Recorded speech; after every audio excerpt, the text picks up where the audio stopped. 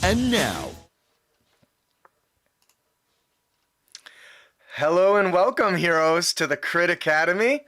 I am your host, Justin. I'm your co-host, Ian. I'm your co-host, Austin. We hope to inspire you with creative content that you can bring with you on your next adventure. I want to thank everyone for joining us today here at Crit Academy Studios, where everything's made up and your roles don't matter.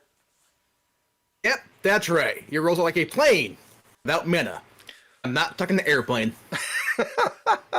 As you can tell, this is a very exciting day for us. We are on the awesome and wonderful Goodman Games Twitch, if you're watching there. Thank you very much. In addition to our regular platforms, we had a lot of fun this weekend at Dungeon Con Online, and it's been a real blast. So thank you to everyone. This episode will run a full 2 hours from 7 p.m. to 9-ish. So Eastern.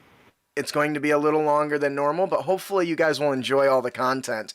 Before we get into our main topic, I want to talk a little bit about today. Normally we roll in and choose all of our out of our subscribers, our winners of our Fat Loot. We will be giving away 2 sets of products today, 1 adventure bundle with our 6 player options, as well as we'll be giving away a copy of our Whitaker's Well of Wondrous Magic items. Once again, we will be picking from the live studio audience.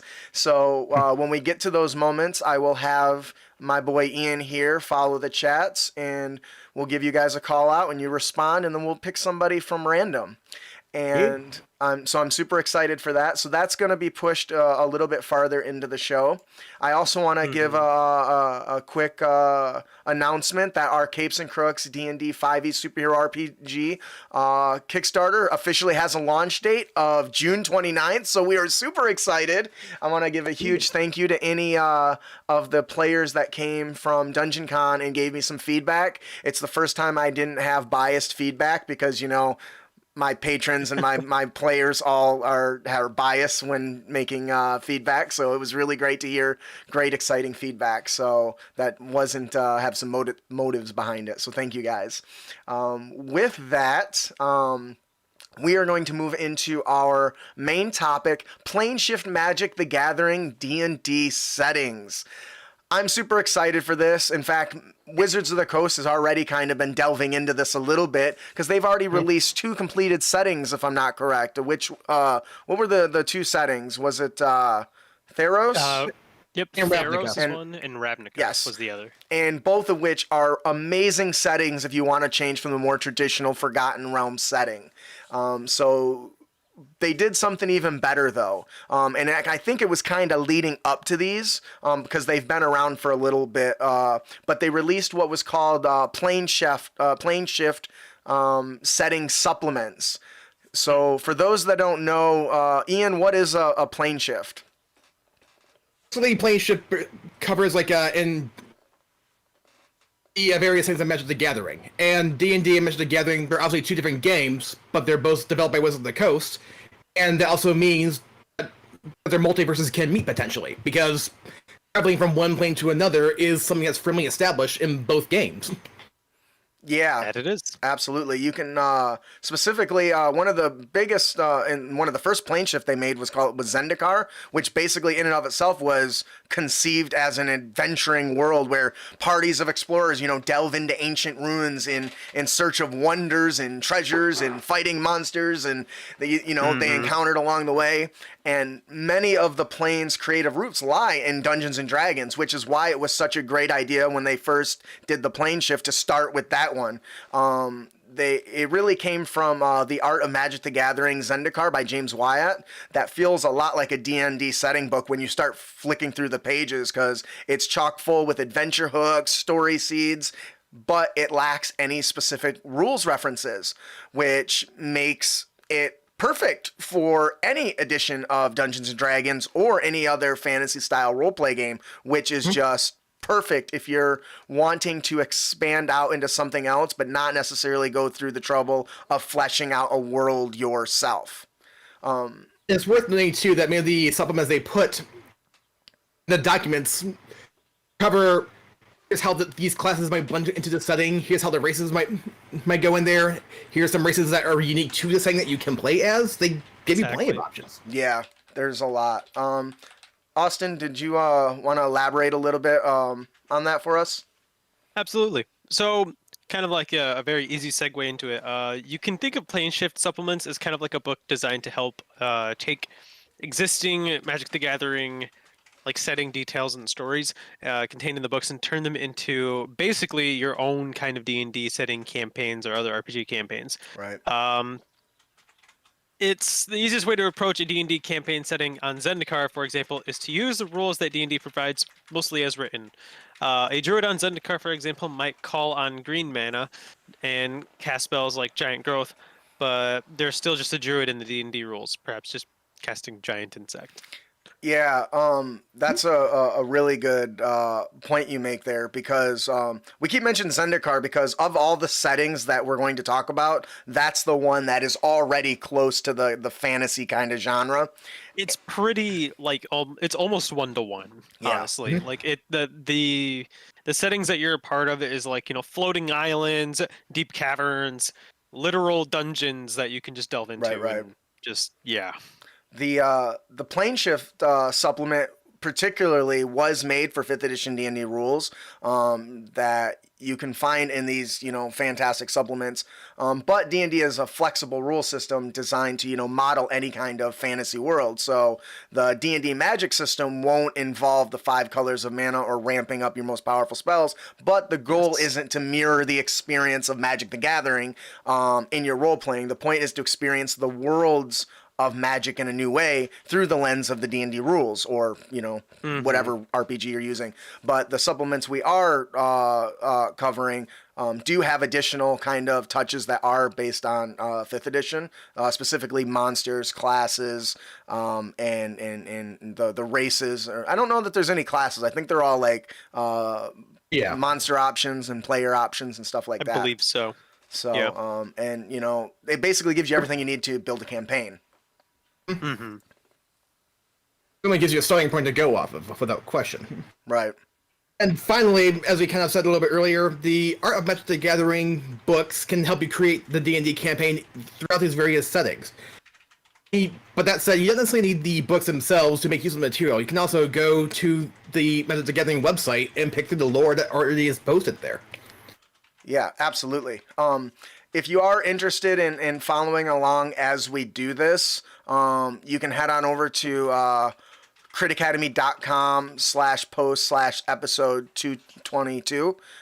We have all the links to each of these Magic the Gathering plane shift supplements that are available for free over at DM's Guild. So if any of these sound like something that really is something you want to include, you can fly over there and pick them up just for their lore and flavor, if nothing else, which is just great.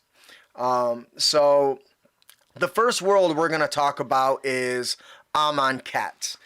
This actually is probably, of all of them, is probably my second favorite. Towering gold-encrusted monuments break the unending monotony of a horizon formed of sun-blasted sand. Awe-inspiring animal-headed gods walk among the people, offering them care and protection from the horrors of the desert. Does that sound familiar? I'm totally getting some mummy vibes in the Egyptian theme, which is totally where this goes. You have a wide, life-giving river offers its abundant bounty, providing for every physical need. Happy, hopeful people offer sacrifices in grand temples dedicated to their benevolent gods, addressing their spiritual needs. For they know that this, as a wonderful as it might be, is just the beginning. A prelude to the perfection that awaits them in the afterlife, promised to them by their god Pharaoh. And Amonkhet itself is a plane that has a lot of dichotomy to it. And you have like the lush river valley that goes through it, but there's also the endless scorching desert surrounding it. There's also cursed mummies that roam the desert, while carefully embalmed mummies attend to the needs of the living in the glorious city-state. The people there have everything they need. They are protected from the desert heat and the wandering mummies by a barrier called the Hekma. They live their lives in focused training, honing body and mind to perfection. And yet, they eagerly anticipate the time when they will be prepared to die in combat and leave this world behind. Yeah, on the surface, Amonkhet seems like a pretty marvelous place to live in, right? I mean, it's cities of gold essentially in this, uh, this like wasteland essentially.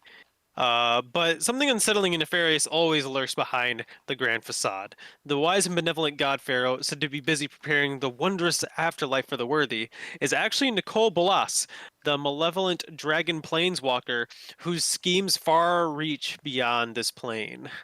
And all the preparation and training, all the trials and contests, all the effort to be made worthy, all of this is meant to prepare the people of Amonkhet for transformation into an undead army under Bolas's command. This is kind of the whole thing where we're like, yeah, like, remember, things tend to interplane frequently. Right. And this is one of those cases where, unfortunately, for most people here, it's not always a good thing. Right. So before we get into all these supplements have something we coined as like a feature of note. But before I get into that, what did you guys think overall? Was there something that jumped out in this supplement besides the obviously awesome story of a giant god dragon pharaoh? Are you kidding me? Who's also a total douche. Like, it's pretty great. Is there anything that jumped out at you guys in this supplement? I really like the backgrounds, I guess. Particularly the initiate. So you're pretty much on the path of completing the trials of the five gods in hope of earning a glorified death in the final trial of Yes. zeal. Like, those guys are cool, man. Like, they're trying to go in and they're like a hand-to-hand specialist. They have proficiency in athletics and intimidation, very soldier-like. But the feature is your life is oriented around your participation in the five trials that will determine your worthiness in the afterlife. When you prepare for and undergo the trials, you have constant access to training. A comfortable place to live and regular meals are provided to you by servitor mummies, the anointed, under the supervision of viziers. And you can enjoy the benefits as long as you obey the societal norm, which, just do your job. It's not hard. Obey the orders of the gods, of course, and if you violate the norms, you risk being treated as a dissenter. See the Trials of the Five Gods for more information on that. And pretty much don't be a dissenter. Yeah, so it's so cool because you take on these combative survival trials, and they tackle at I think they're called the people of Noctumen, where they start as young as the age of 5. Like, can you imagine having a background that started at the age of 5? It's very like Spartan like, where they like build their warriors when they're children. You know what I mean? Ian, very very similar.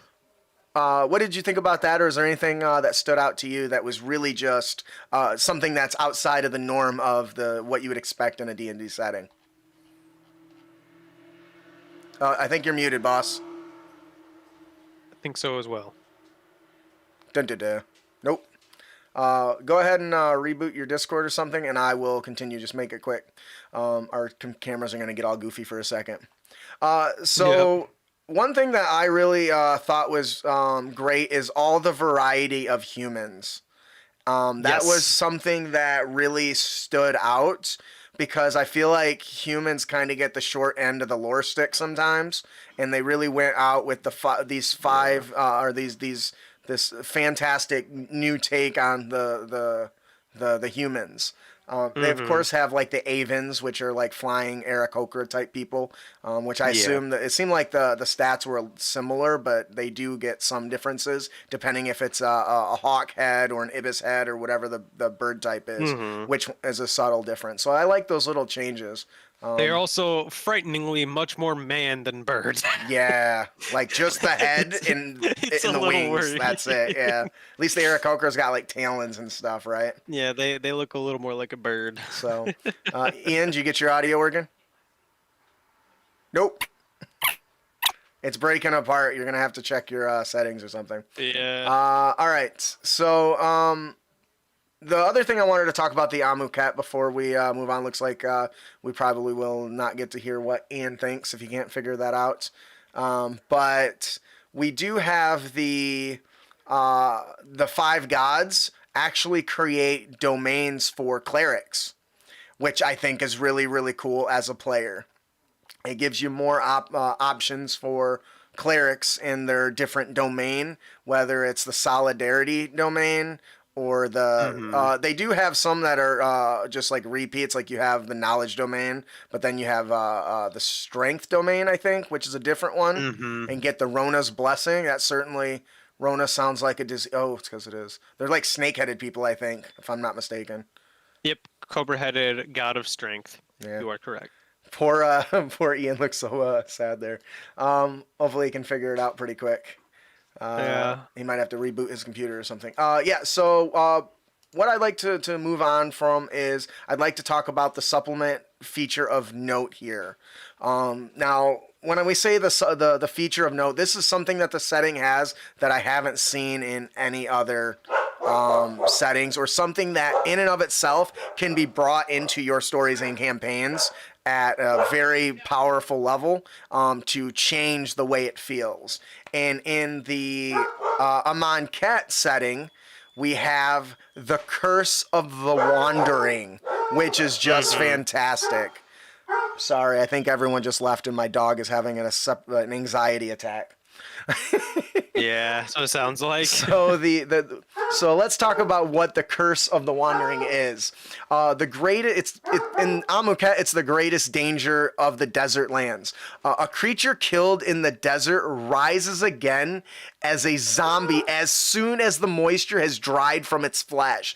As a result, the corpses of every kind of desert creature shamble across the dunes alongside the humanoid zombies of the dissenters who are exiled or other would-be explorers.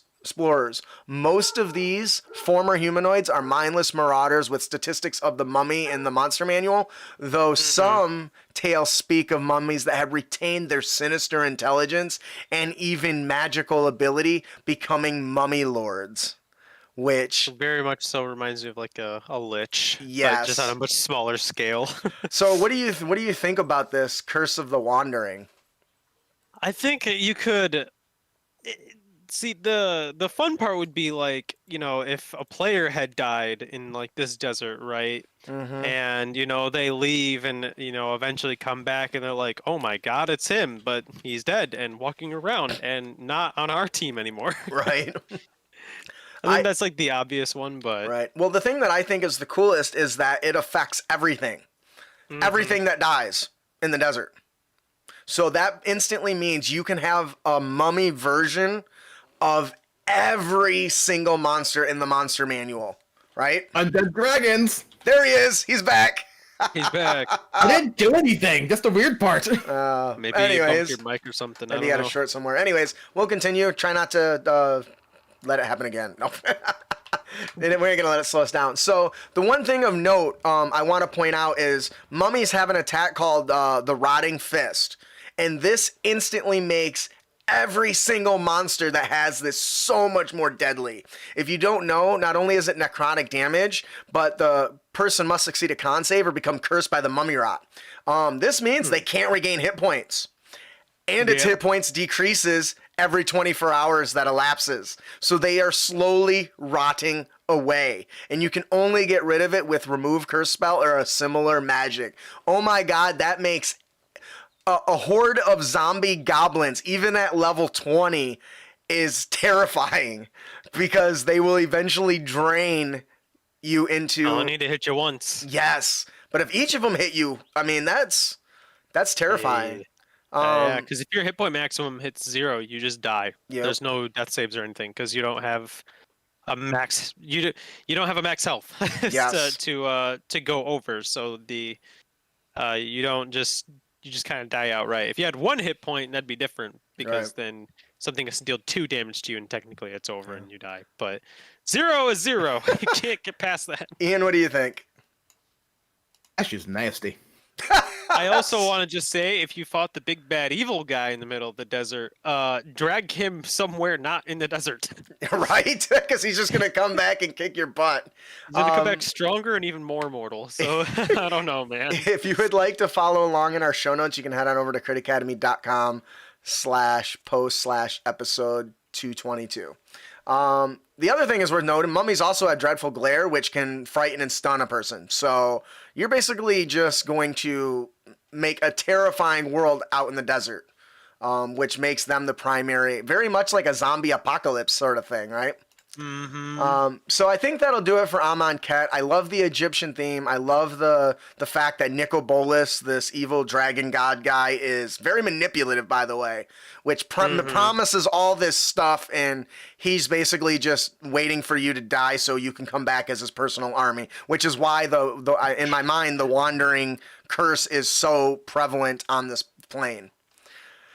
So And I like the fact too that there's a stereotype of Egyptian tombs, which to me lays the groundwork for a lot of dungeon ideas right there. Mm-hmm. yes, absolutely. Stealing powerful artifacts from the dead and whatnot. Perhaps. Not saying that's a good idea, but I'm saying that is a thing you can do. All right, so next we're going to talk about Domineera. Now, this one's very different than the rest of the planes, I think.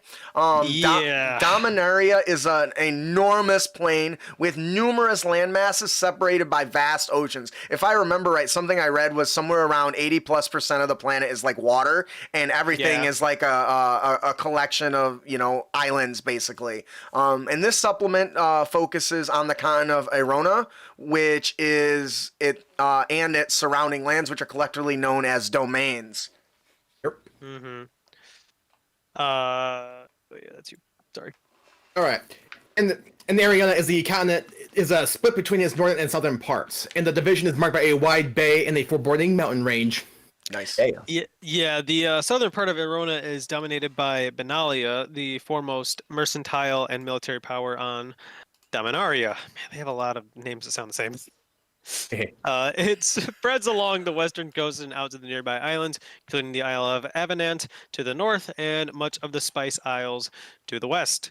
Though most famous for their fertile fields, the lands of Benalia also include old-growth forests, rolling mountains, and a lengthy coastline. Yeah. The one thing I really like, the skies above Benalia are actually dotted with like curved floating spires of the Church of Sarah, which is one of my favorite, like, it's a popular angel card in D&D, which I love, or not D&D, in Magic the Gathering, with heavy concentration of them above the Benalia city.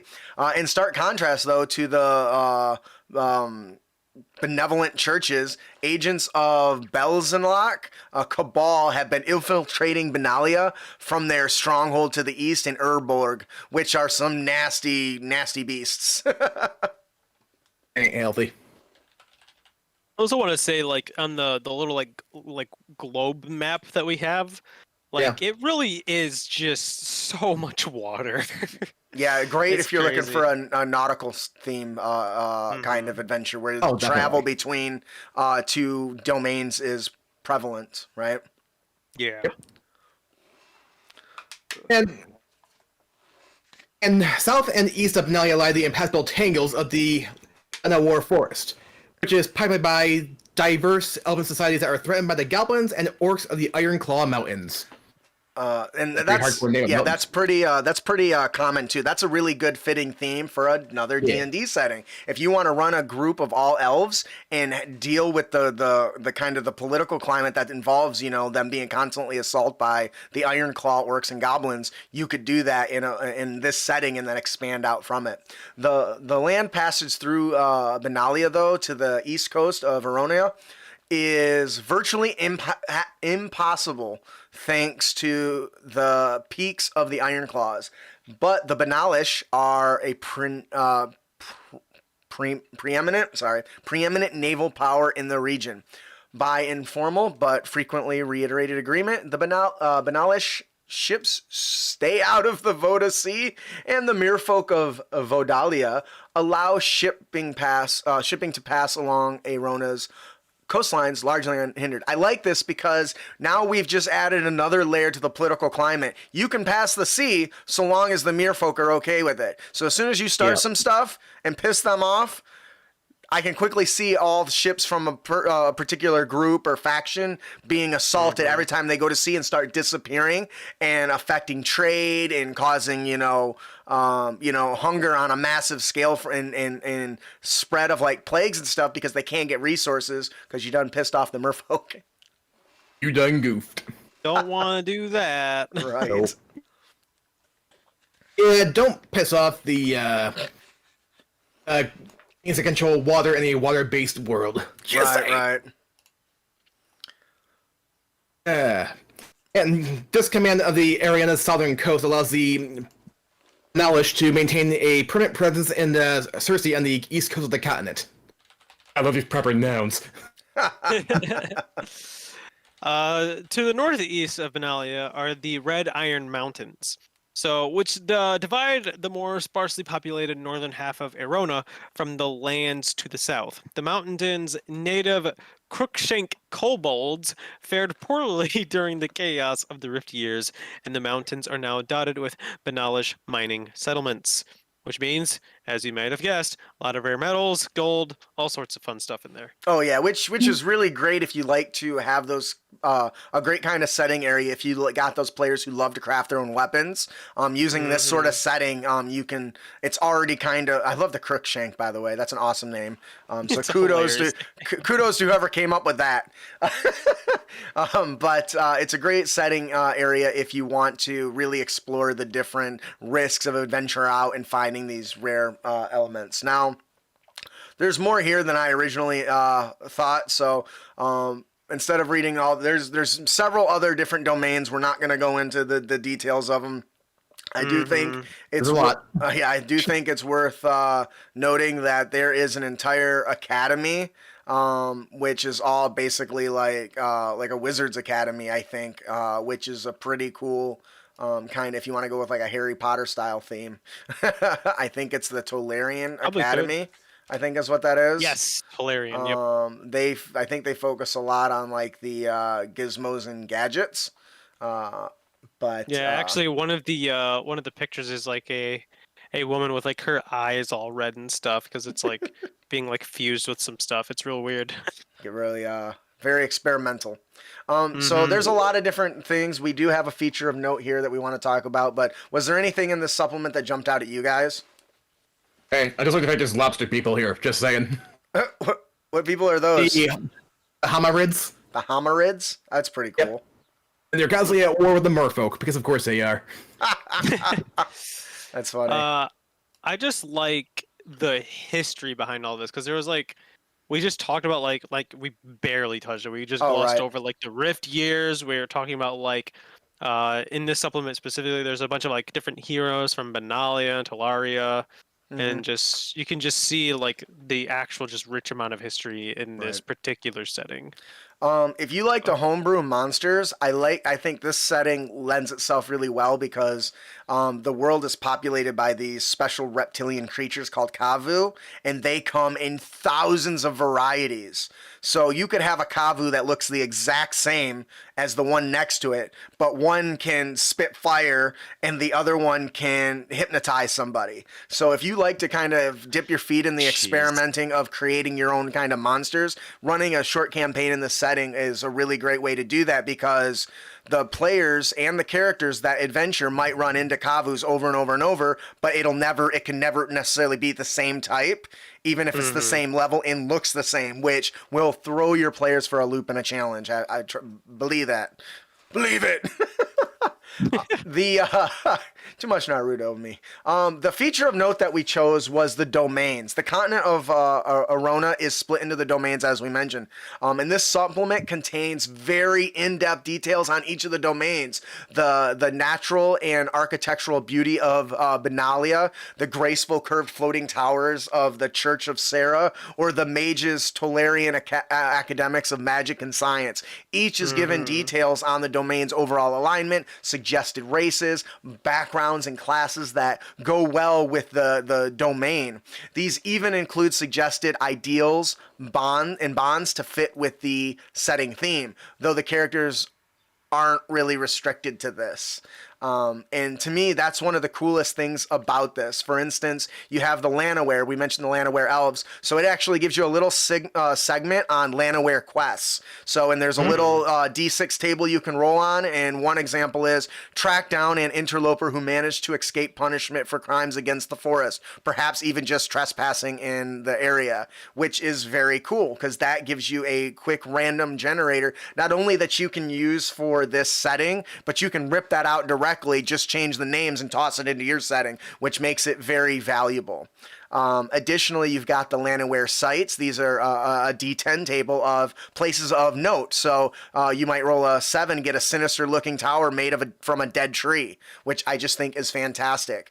And then they also even have one for villains, the Lanaware villains. This one might, you roll a 7 here. A necromancer wants to use the spirits of the elven dead that are said to guard the Hydrassil to destroy the elves entirely. So now you've got a story of a villain who is basically using this power from the dead to kill their living. Like, is that not the coolest thing ever? What did you guys think about the way they laid out the domains in this? Where do I start? Because I've been looking at the Church of Sarah specifically, and it's just there's stuff about the cleric that you can do, monks that you can do, paladin that you can do, and again, all the suggested ideals and bonds. I was looking at one of the villains. It says, Sarah Angel's been corrupted by the demonic power of the Cabal. Oh, nice. And the Sarah Angels are apparently kind of commonplace within the churches themselves, and sometimes they can just do a ton of just interesting stuff. There's so much, and this is just one domain, and it's just, wow. Yeah, it gives a lot of detail. Ian? Yes, it does. There is definitely quite a few domains you can go through, no question about that. And I'm pretty sure I want to move things along here, so I'm not going to add in too much. Okay. So Sounds good. Sure. So yeah, that is the plane of Domineera. Who knows? I don't really care. You can say it however you want. I'm sure there's some magic person out there. It's not how you say it. So for the next plane, I think we all can relate, especially with Richten's guide to Ravenloft that just came out. That just came out, yeah. Innistrad. On the plane of Innistrad, horrors stalk the shadows and scratch at doors in the night. Humanity is beset on all sides. Vampires thirst for human blood. Werewolves live for the thrill of the hunt. The restless spirits of the dead haunt the living, and no corpse is safe from reanimation at the hands of cruel necromancers or cunning scientists. That last part's a nice touch. Only their grim determination and their staunch faith in the protection of their patron archangel, Avacyn, has allowed humans to survive in this nightmarish realm. okay, so they took the Universal Monster franchises and cranked it up to 11. Oh, yeah. In a nutshell.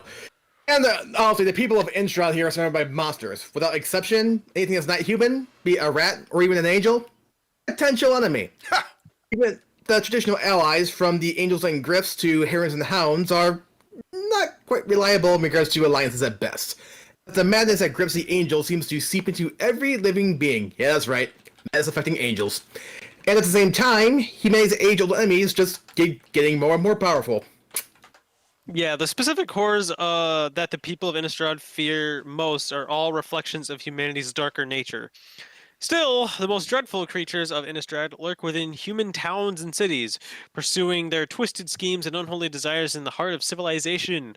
These are the humans that have been consumed by Innistrad's darkness. Sinister cultists give themselves over to demons and other dark forces, and even among the common folk on Innistrad, as on every plane, some simply give in to the selfish desire and violent rage, killing with knife and garrote rather than sorcery.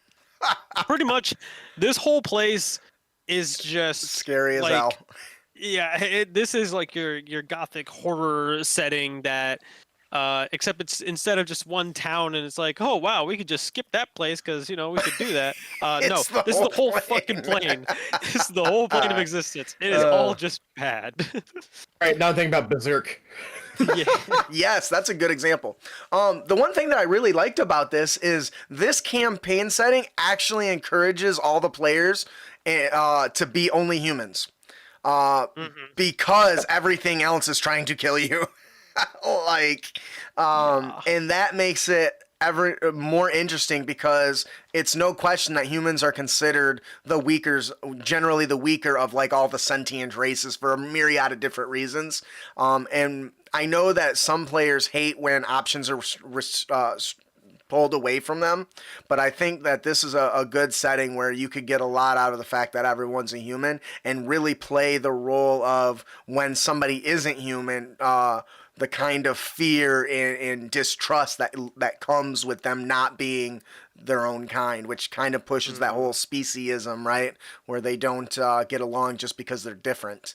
It's worth noting too, though, that they do give you multiple options for humans depending on where they're from. Yes, so you're not stuck with the same limited features. I think, for instance, with the Tensia, which are countless generations of hardship and proximity to vampire strongholds, leading to the lost children and neighbors, have taught the Tensians to guard their hearts. They are proud and fervent in their beliefs and seem brisk or even cold to other people in the provinces. And this means you get a tough feature, which your hit point max is increased by 2, and it increases by 2 every time you gain a level, as well as daunting, you have proficiency in intimidation. So while it does encourage everyone to be human, as Ian pointed out, they all get different features to choose from, which is a very good way to make the human more versatile based on their experiences and the regions that they came from. And honestly, if I wanted to run another campaign, or when I start another campaign, I might even just include these just to make the Forgotten Realms humans more versatile, right? So That's kind of like the whole point anyway. right, and The humans are these, like, it does a really versatile good people. job of that. Anything that really jumped out at you, Austin?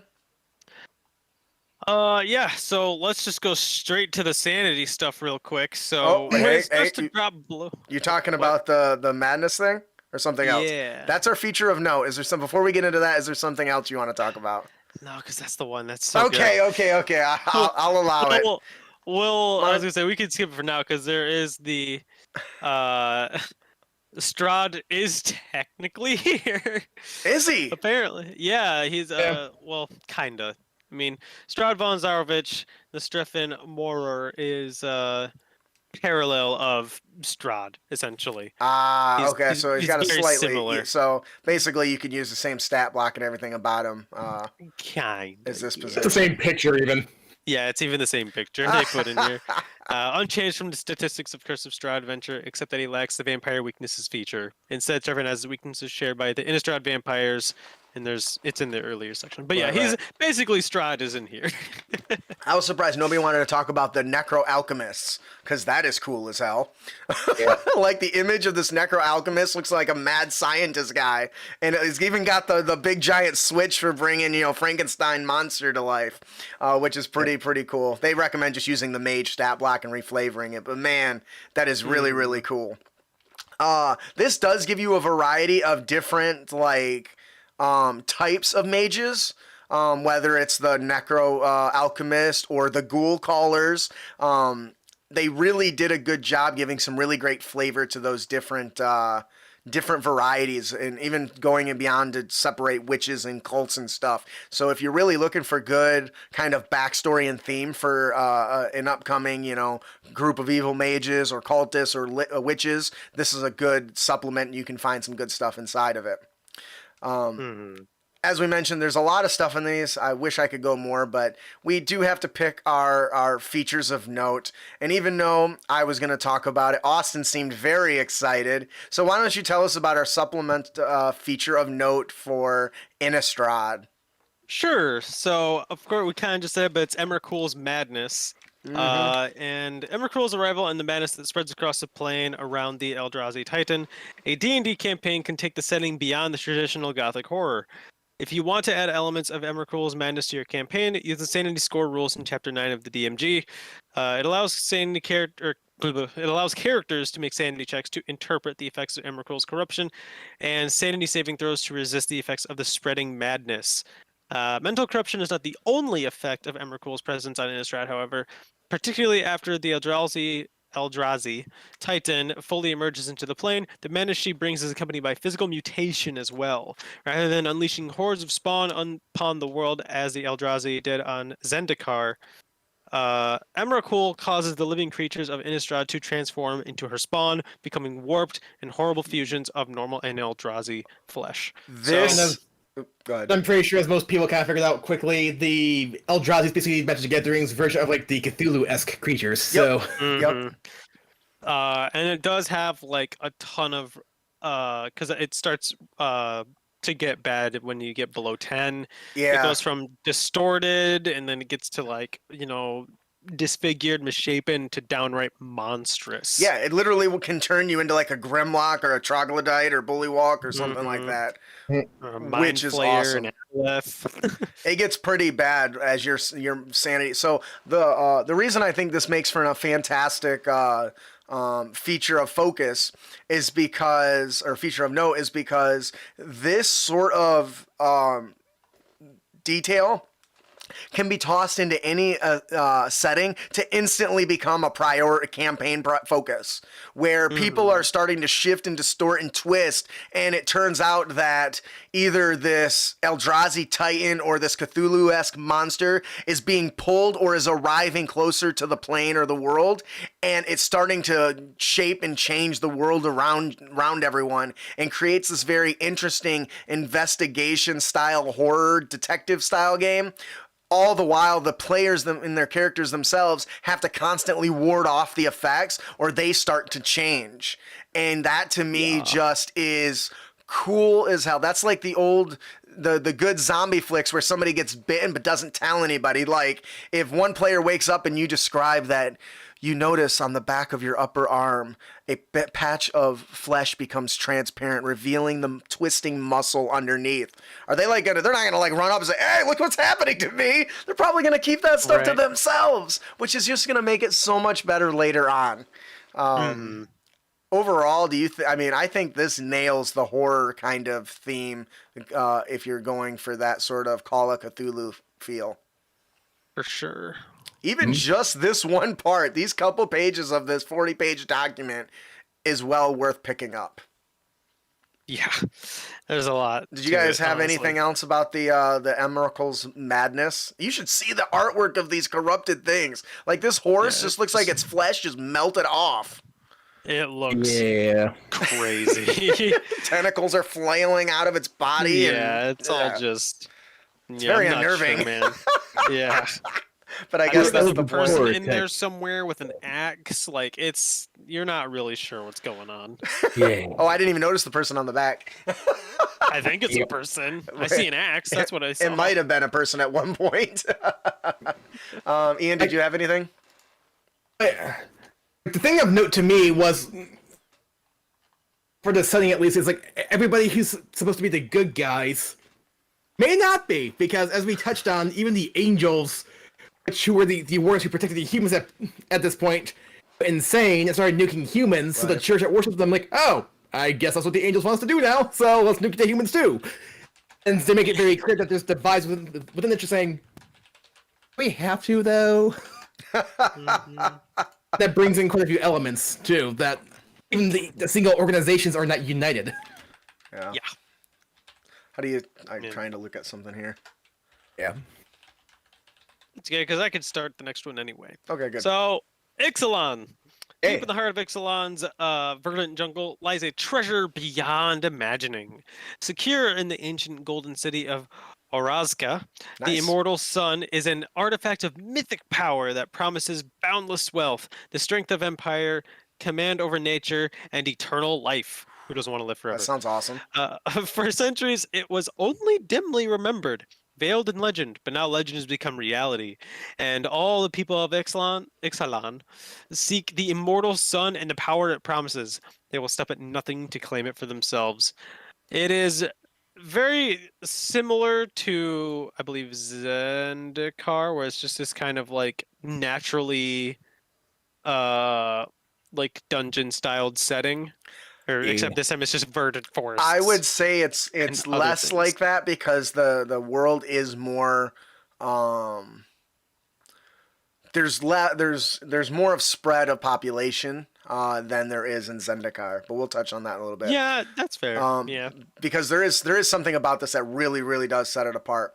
The merfolk of the River Heralds and the humans of the Sun Empire have shared the continent of Ixalan for ages, sometimes warring, sometimes in an uneasy peace, but outsiders, first the treasure-hungry pirates of the Brazen Coalition, and now the sinister fleets of the Legion of Dusk, have disrupted that delicate balance of power. And as the Legion of Dusk seeks to conquer Ixalan, all four peoples are catapulted into a desperate search for the Golden City and the treasure it holds. Yep.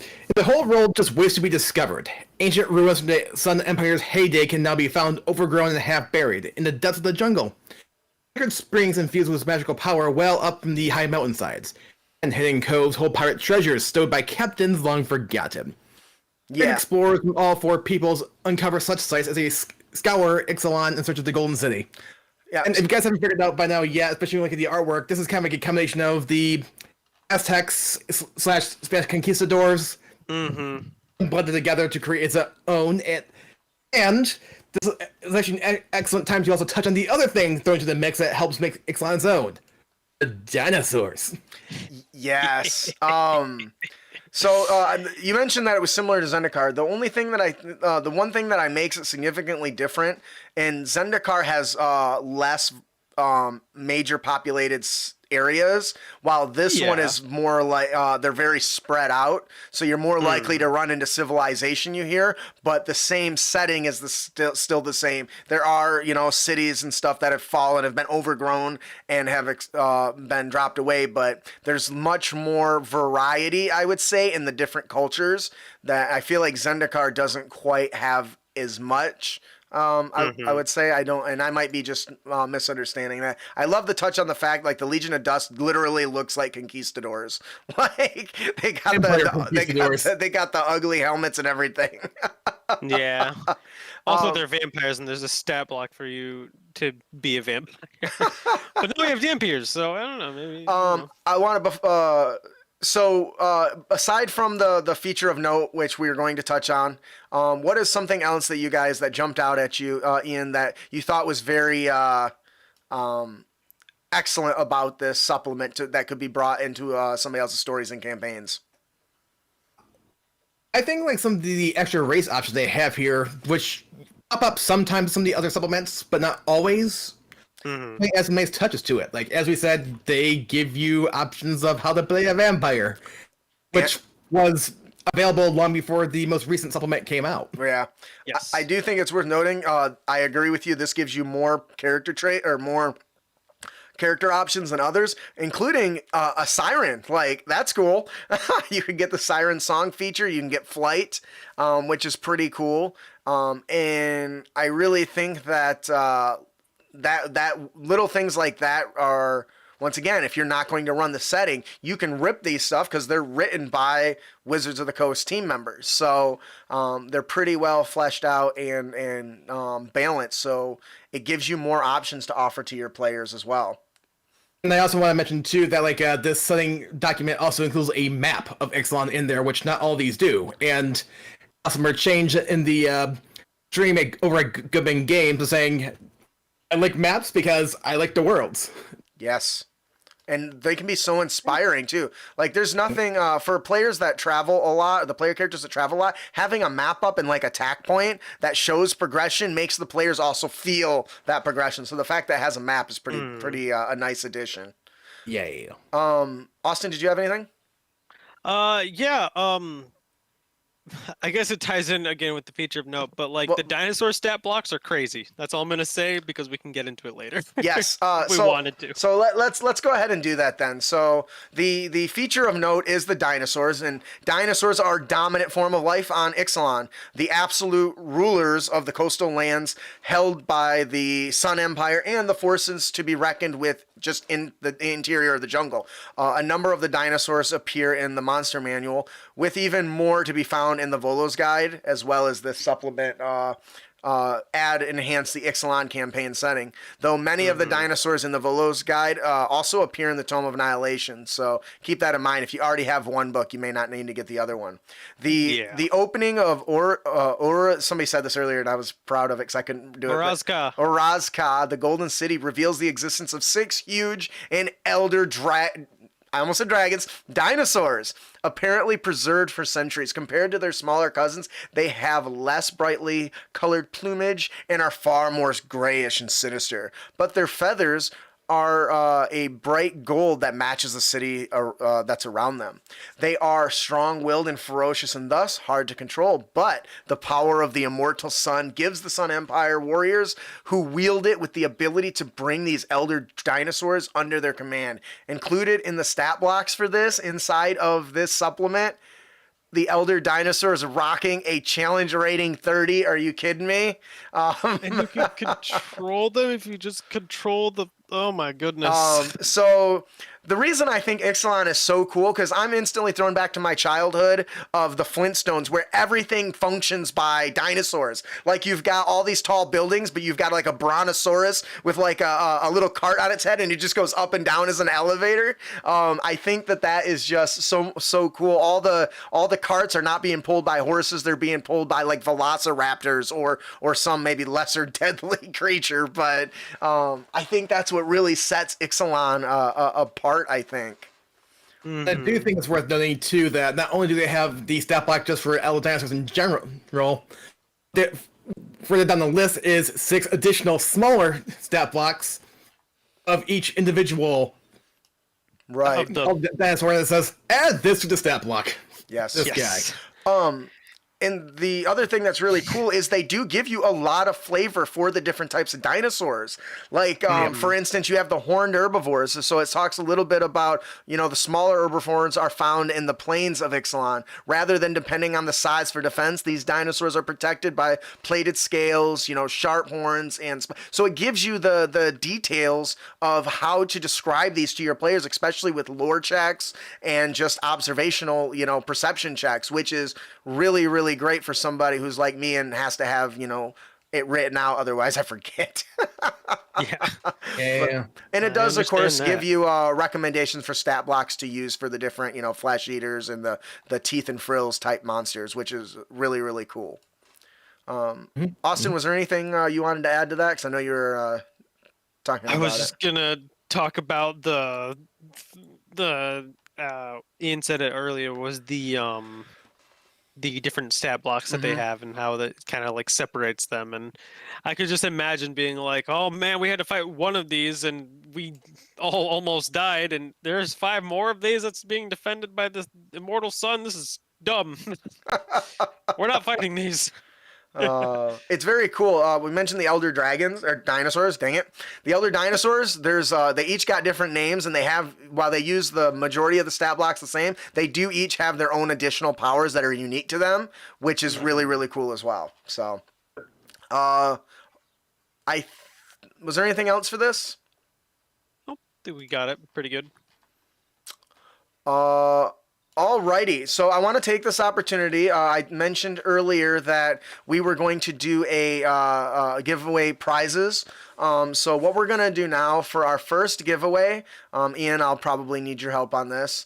We are going to be giving away a special prize now and another one later. Our Heroes Adventure Bundle players option. Now, if you don't know that we are best-selling DMs Guild authors and we have a plethora of content, so today we're going to be giving away the Adventure Bundle player option, which includes 6 complete player options from our website, including class archetypes, lore, and tables for enhancing each character story and background.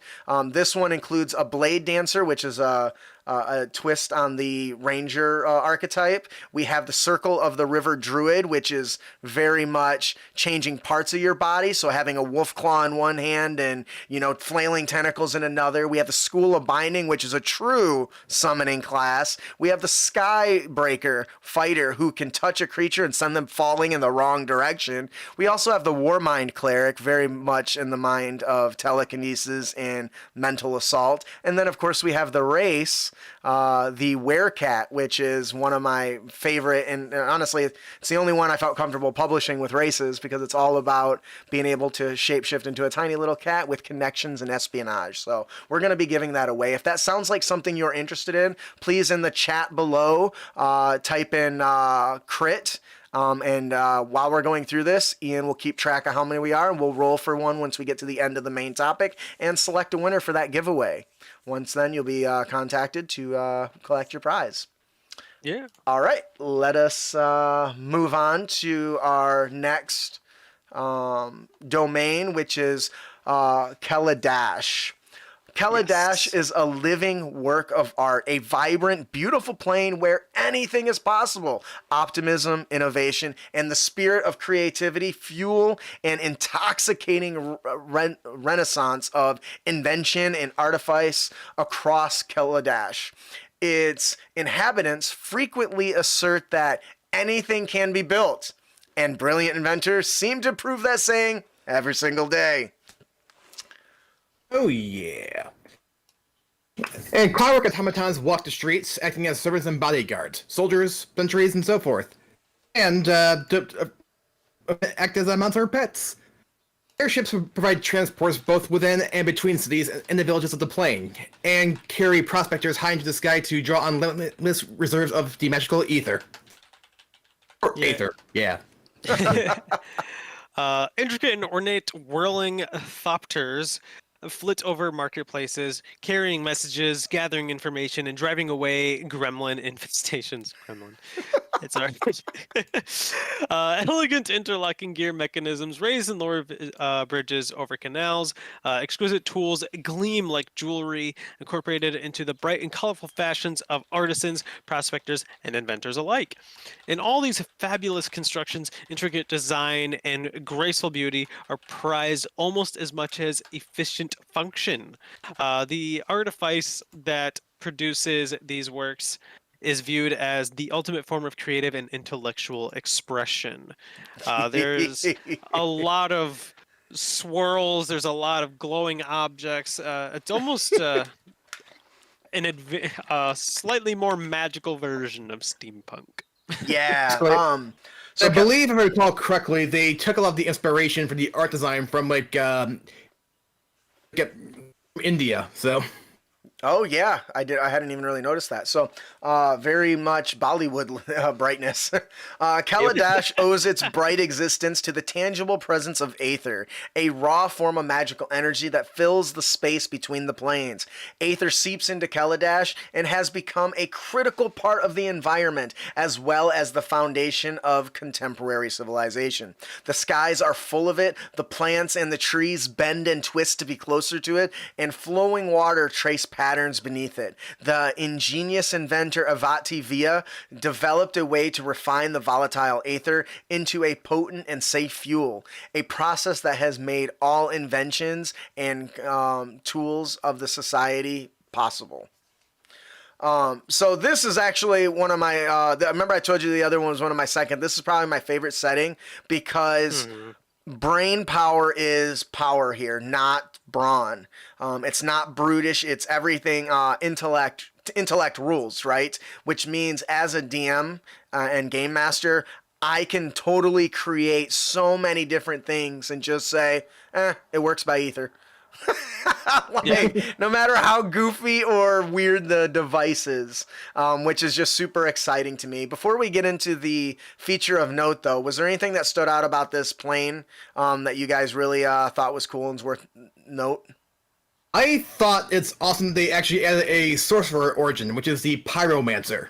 Yes. Anything particular about that sorcerer origin? Because I think this is the first one that actually had. No, we did have the cleric domains earlier. So, it's like, do I really have to explain why adding a sorcerer that does fire crap is awesome?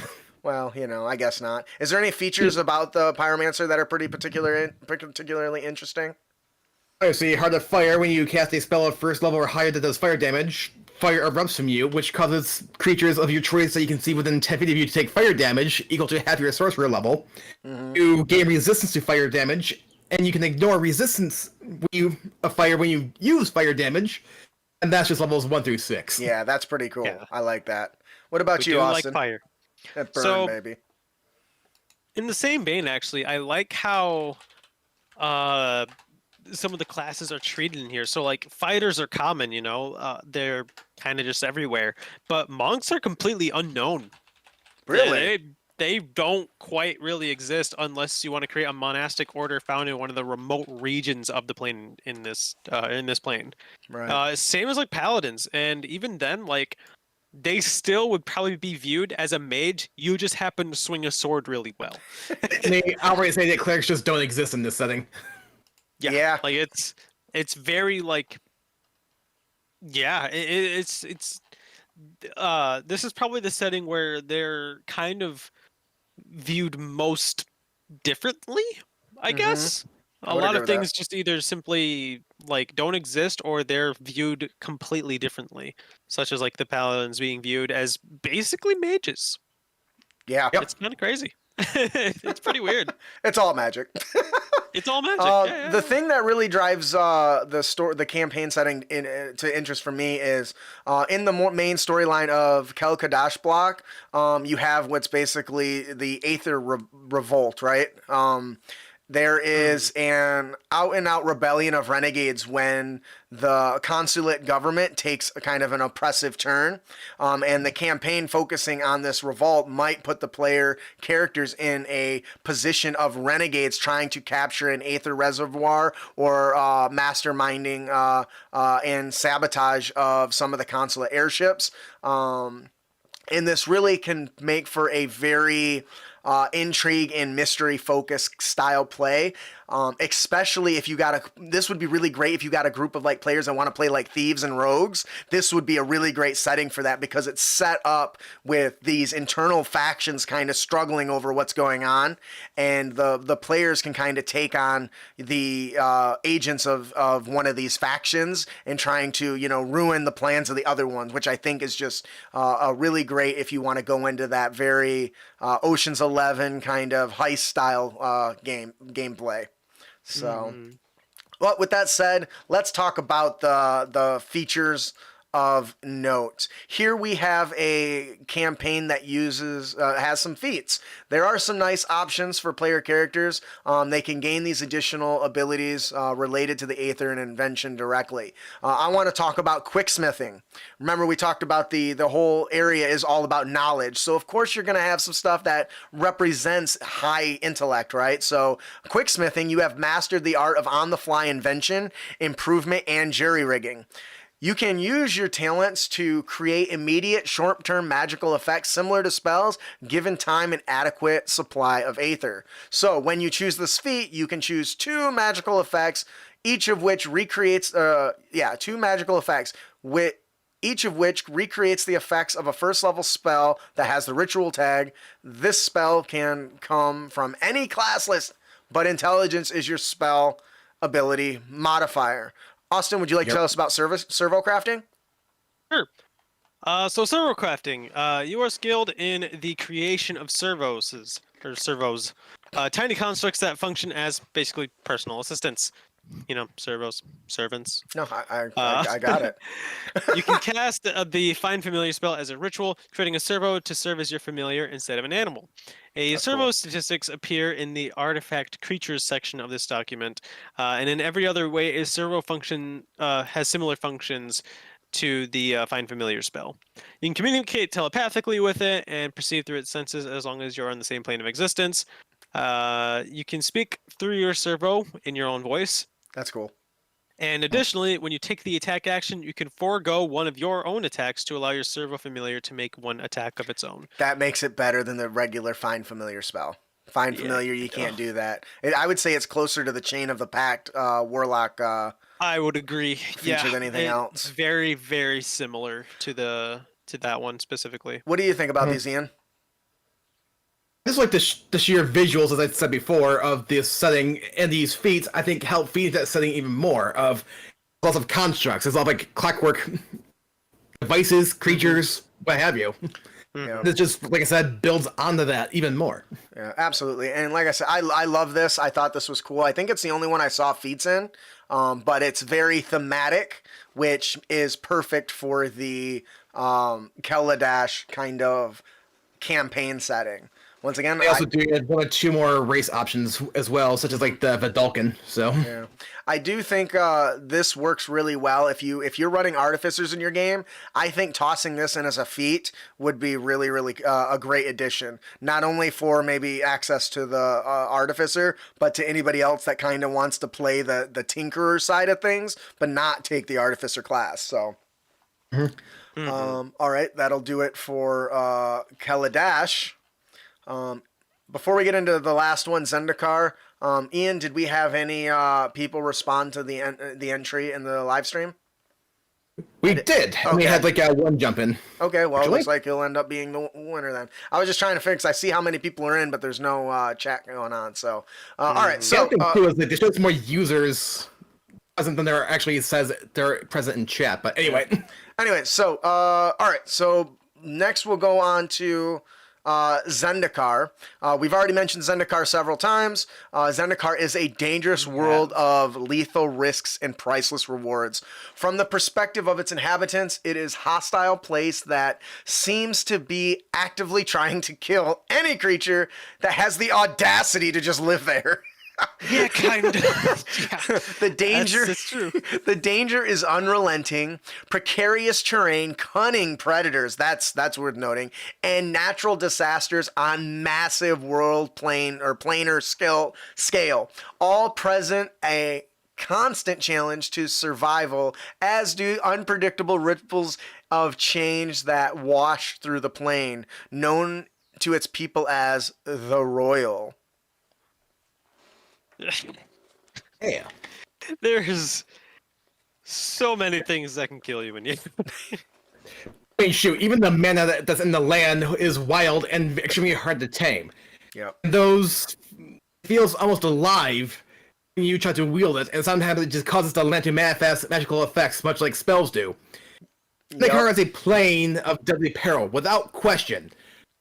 That said, the denizens of that plane grow up really tough and resilient, prepared for the dangers that the world they grew up caused them. If you love wild magic sorcerer, this is the setting to play with that effect, even if you don't have a wild sorcerer in your group. Like, just when they're adventure rolling on the wild magic table and poof, a fireball explodes. Like, this is the world for that. A little bit of history. Ages ago, 3 alien beings of tremendous power were imprisoned on Zendikar in an effort to prevent them from consuming the entire multiverse, plane by plane. But the presence of these Eldrazi within the plane is like a festering infection within a living body. Zendikar isn't trying to exterminate all the creatures that inhabit the plane. It's been trying in vain to destroy the Eldrazi. Its inhabitants just happen to be there, unfortunately. So it's not even like the world is trying to kill you. It's trying to kill something else. You just happen to be there. Yeah, I think this very much reminds me of the body fighting off an infection and virus. Oh, did we lose somebody? I think we lost Ian again for some reason. Couldn't tell you why. Try me again. Yeah. What's really cool about this is like the body is fighting off an infection, right? Where sometimes it attacks the wrong thing, and that's kind of what's going on a planar scale. Like, this world is holding on to god tier dangerous entities, and the world is kind of fighting back the best it can, which I just think is great.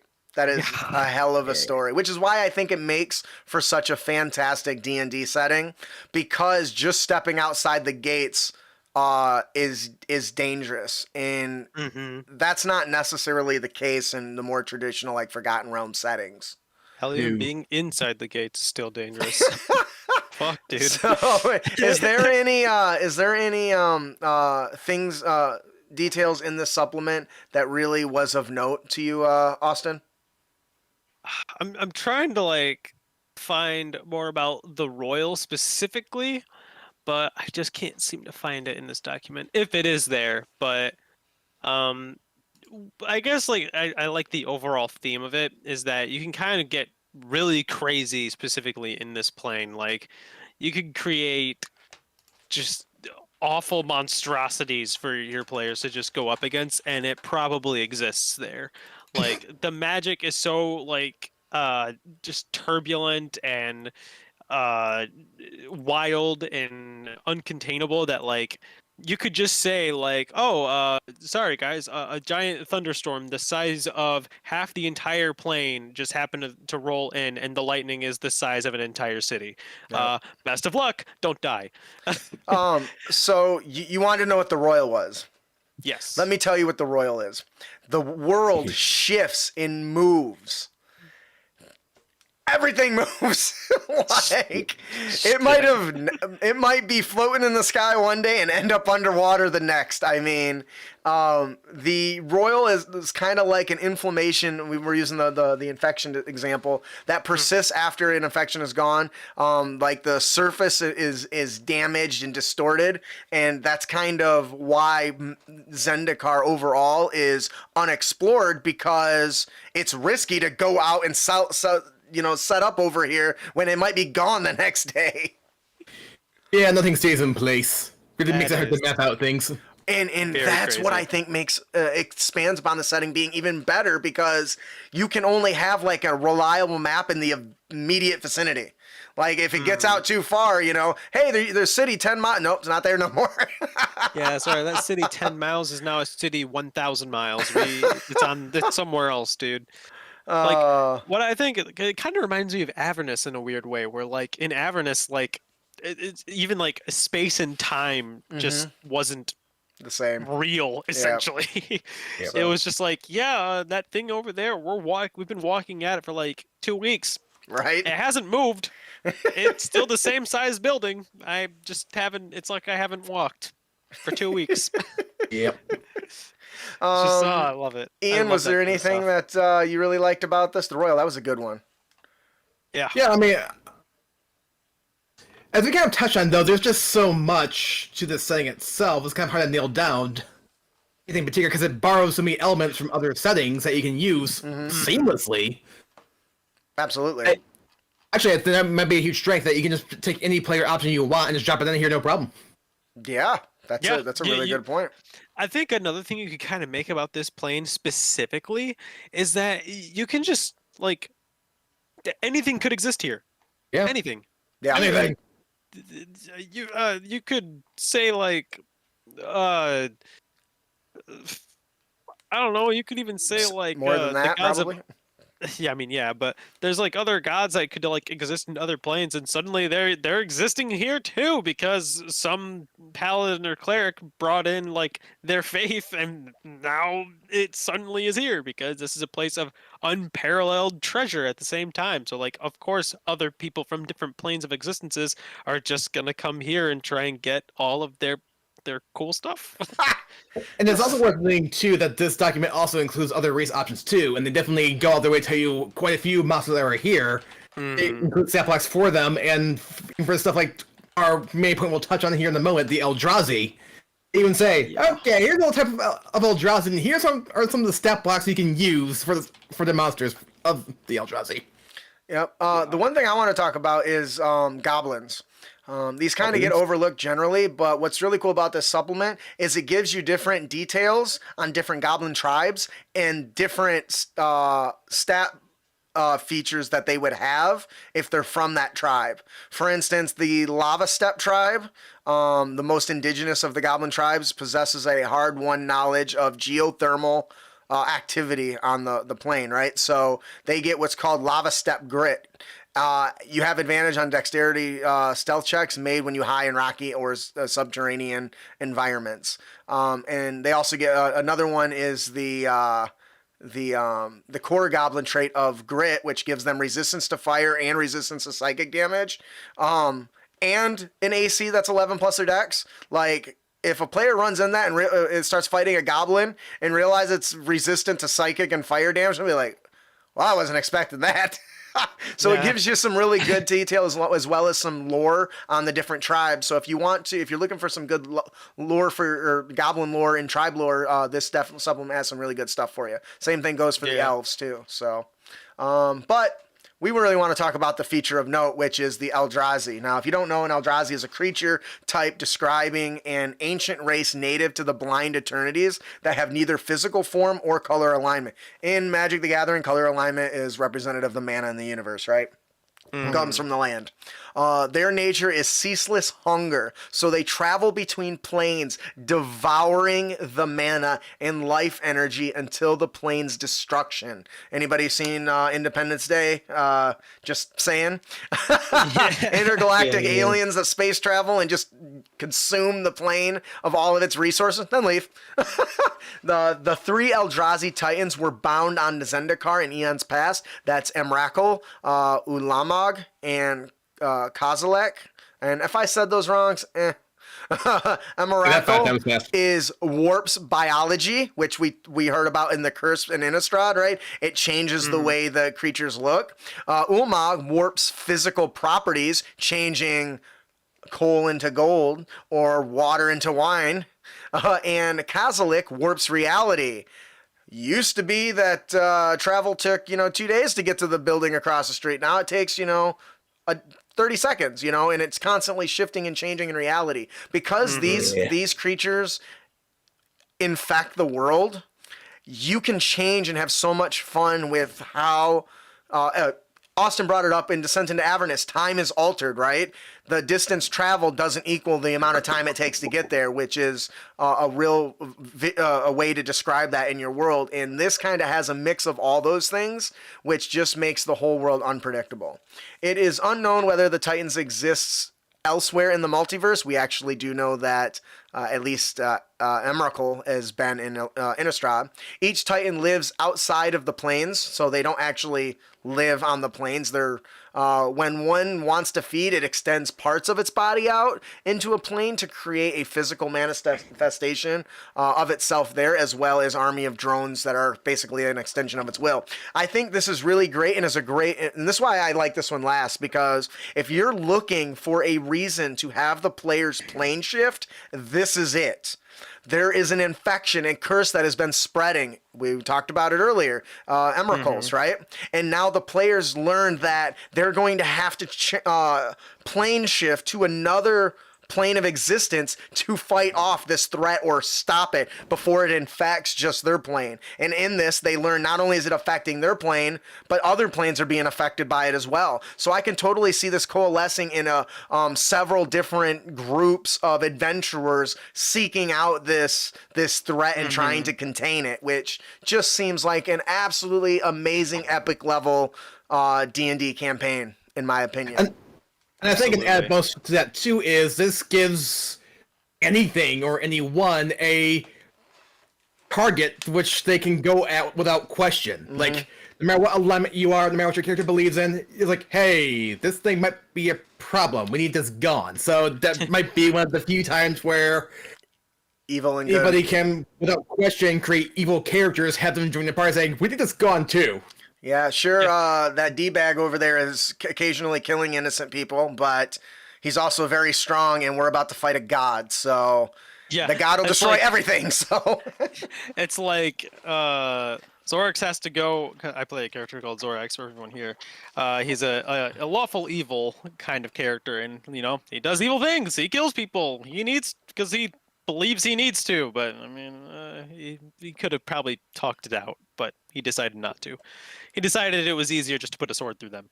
But even in this case, like, I mean, if you gotta survive somehow, I mean, that kind of takes precedence over everything, right? Where you just kind of like, I mean, I kind of want to survive. I mean, I'll work with you guys if I have to. I mean, it's kind of like, even like a murder hobo is going to be like, well, now I just get to murder hobo this giant god. Well, attempt to. What good does it mean to be a villain and evil when there's nothing to be an evil and villain of? That's it. Like the old comment I've often heard in some like evil campaigns where they're trying to protect Earth from aliens. Hey, you can't take over Earth. We're here first. My favorite. That's funny. Oh man, but yeah, this is just I love it. Yeah, and what's cool is and it does give you details and guides for the what stat blocks you can use for the Eldrazi and all that stuff. But when it basically comes down to it, this plane is just pure chaos. It really is. And I think it does an amazing job of capturing that feeling with the monsters and the Eldrazi and the roiling or the royal as the world changes around us. The dogs will start barking again. So, do you guys have anything else about these amazing supplements? I mean, we covered 6 plane shift supplements, and yeah. Is there anything? Go ahead. Trying to think of like what my favorite one would be. I think Zendikar would still. Yeah. I kind of agree that one would probably be my favorite. Either that or I mean Innistrad's pretty cool, but I'd have to be in the correct mindset for Innistrad. Whereas like Zendikar, you can just throw me in it and I'll have a great time. Yeah. I mean, Kaladesh was the one that I enjoyed reading the most, so there's that. Yeah, absolutely.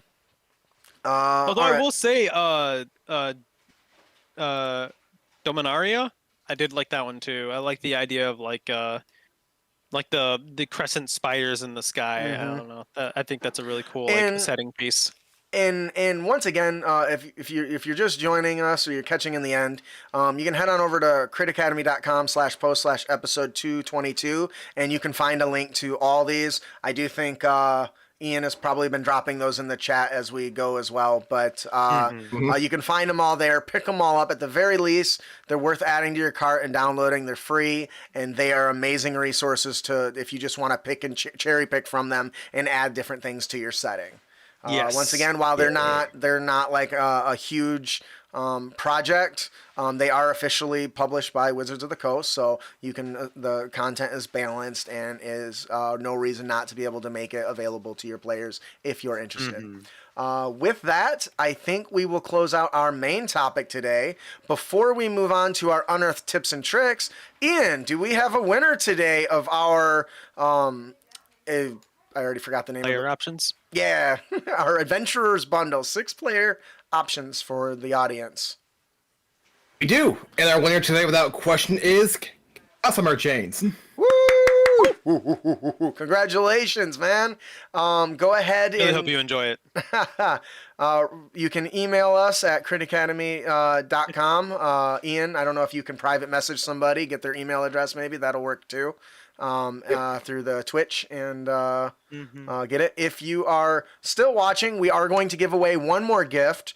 So moving forward, if you would like to type in, I need something besides crit. Academy. Type in Academy and be entered to win Whitaker's Well of Wondrous Items, an easy D100 table to randomly generate magical items for your 5th edition D&D campaign setting. This a wonderful project uses prefixes and affixes to randomly generate magical loot on the fly. So if you really you want to give out more loot in a much more randomized pattern, you want to get that action RPG feel going, this is certainly a powerful tool for you. And we'll be giving it away free. So just type in Academy in the chat below and be entered to win. Yeah. Now moving on to our Unearthed tips and tricks. And now, what you've all been waiting for. Our Unearthed Tips and Tricks segment, where we bring you new and reusable material for both players and DMs.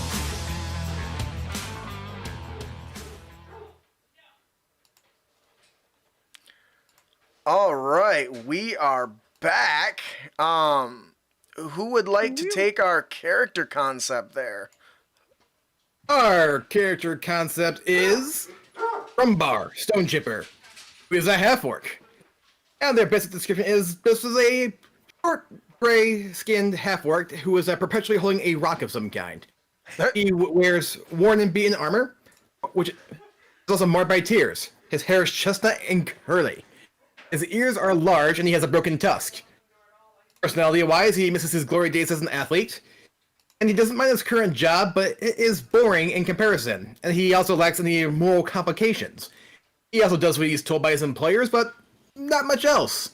He spends his money on where he fancies at the time, and though he keeps just enough in case he needs to make a sudden job change. The real curveball here is, as far as his history, he's actually a lycanthrope in disguise. His childhood dreams was to be, of all things, a miner. But he was a colossal failure at it. He accepted his lot in life, and he carries on odd jobs here and there. And his motivation is he's unsatisfied with his job, and as such is constantly on the lookout for new job opportunities. A lycanthrope in disguise, huh? Okay. That one took me a little bit by surprise. That's not quite a curveball as it is a nuke. He's like, oh, by the way, I'm a lycan. Well, he's not whatever. going to tell people that. Everyone's out to get him usually. Adventurers like you are just going to stab him without word. I'm gonna just put a silver dagger in his neck. You're absolutely correct. What do you guys think about this character concept? I just love that he's just a nonchalant, good-natured dude. Like I'm just trying to get by in life, man. I tried to be a miner because I thought it'd be fun, and turns out I suck. Now I'm here just doing bodyguard duty and selling potatoes on the stall, and I don't know. It's just a really fun, easy to do character concept. Like it's just plug in and go. I love it. Ian, do you have anything to add? Definitely is a wild card character who seems to like glance even boring, but there's just enough hidden underneath the surface where you just don't know what they're gonna do. Yeah, I'm a lycanthrope apparently. Like, just Oh, whatever. wonderful. All right, that'll do it for our character concept. Use it as an NPC, use it as a PC. It's up to you. It's all up to you. We'll try to bring you some fat loots that you can bring with you on your next adventure. All right, so our next Unearthed Tips and Trick is our monster variant of the podcast. We have the Corrupted Gaia. So you're going to start with the stat block of the Deva as your origin. We're going to drop some of its core features, which are damage resistance radiant, now becomes necrotic, and its angelic weapons radiant becomes necrotic, and we're going to completely do away with the spell list. We're going to replace the spell list for the Corrupted Gaia. It is 11th level spellcaster for the cantrip purposes. It has at-will chill touch, it has resistance, and once a day, it can cast each of the following: Bestow Curse, Commune with Nature, and Contagion. What are the special... Curse is so fun. Oh, God, yes. What is the other core features we're going to give it? We're going to give it a new action power called Corrupting Blast. The Corrupted Gaia releases a burst of enervating energy against a single target within 60 feet that it can see. The target must succeed a DC 17 con save or take 48 plus 5 necrotic damage and be incapacitated till the start of the Corrupted Gaia's next turn. A humanoid slain by the Corrupted Gaia's corrupting blast rises 2d4 hours later as a specter under the Corrupted Gaia's control. Oh, that's nasty. But wait, Wow. There's more. We're also going to give it 2 legendary actions. It can either use a cantrip as a legendary action, or it also has Corrupted Spores. A 15-foot cloud of corrupted spores extend out from the Corrupted Gaia until the end of its next turn. These spores go around corners and affect only creatures with an intelligence of 5 or higher that aren't undead, constructs, or elementals. Affected creatures have disadvantage on saving throws made against the Corrupted Gaia's corrupting blast. I think like they that. hit the wrong side up. And of course, we're also going to give it Spread Corruption. The Corrupted Gaia can roll to recharge its corrupting blast. Ooh, lordy. Y'all gonna get messed up with this one. What do you guys think of this? So I'm pretty sure. Does this thing still? Does Davis fly? Yes. So this thing can fly. Yes. Yep. It can fly 90 feet. Fly and blast you. Fly and blast you. Oh, It's a CR 10 monster, I think. CR10. Yep. But Yep. yeah, I could see this being really hard to deal with. I mean, it still can change shape too, right? It can just Yep, I mask didn't get rid of itself. that. It can still do that. Yep. Yeah. Because It can remember, just- it's a druid. It's in the middle of this kind of being converted into something else, which I'm working on the something else. So so I just because I want to let those features know because like this is stuff we didn't take away, so you have to add this on top of the stuff that Right. you're already seeing. Right. And it's like, oh man. So one of the things that I played around early on first was the healing touch for the Deva, and having it have like a roll a d20 on evens it healed and on odds it inflicted harmed. like diseases and stuff. But I ended up going a different route. Overall, how would you think your characters would feel if they ran into this in a forest Oh my god. or a marsh? Forest is haunted. Burn it down. Come on, Burn the Pookie, whole let's burn it down.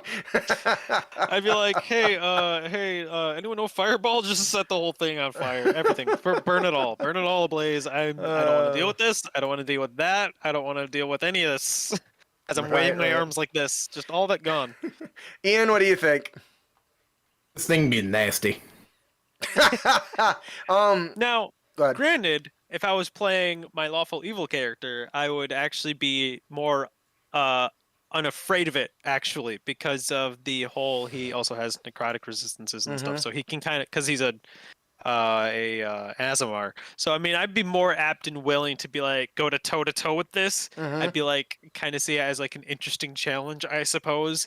Because a lot of the stuff that would be normally really painful to a lot of other characters, I'm kind of more willing to stand my ground and contest Right. with it. But I mean, this thing is still just massive, and also it flies. So And that's also a thing, is that's it flies. dangerous when you've got potent spellcasting type abilities like this.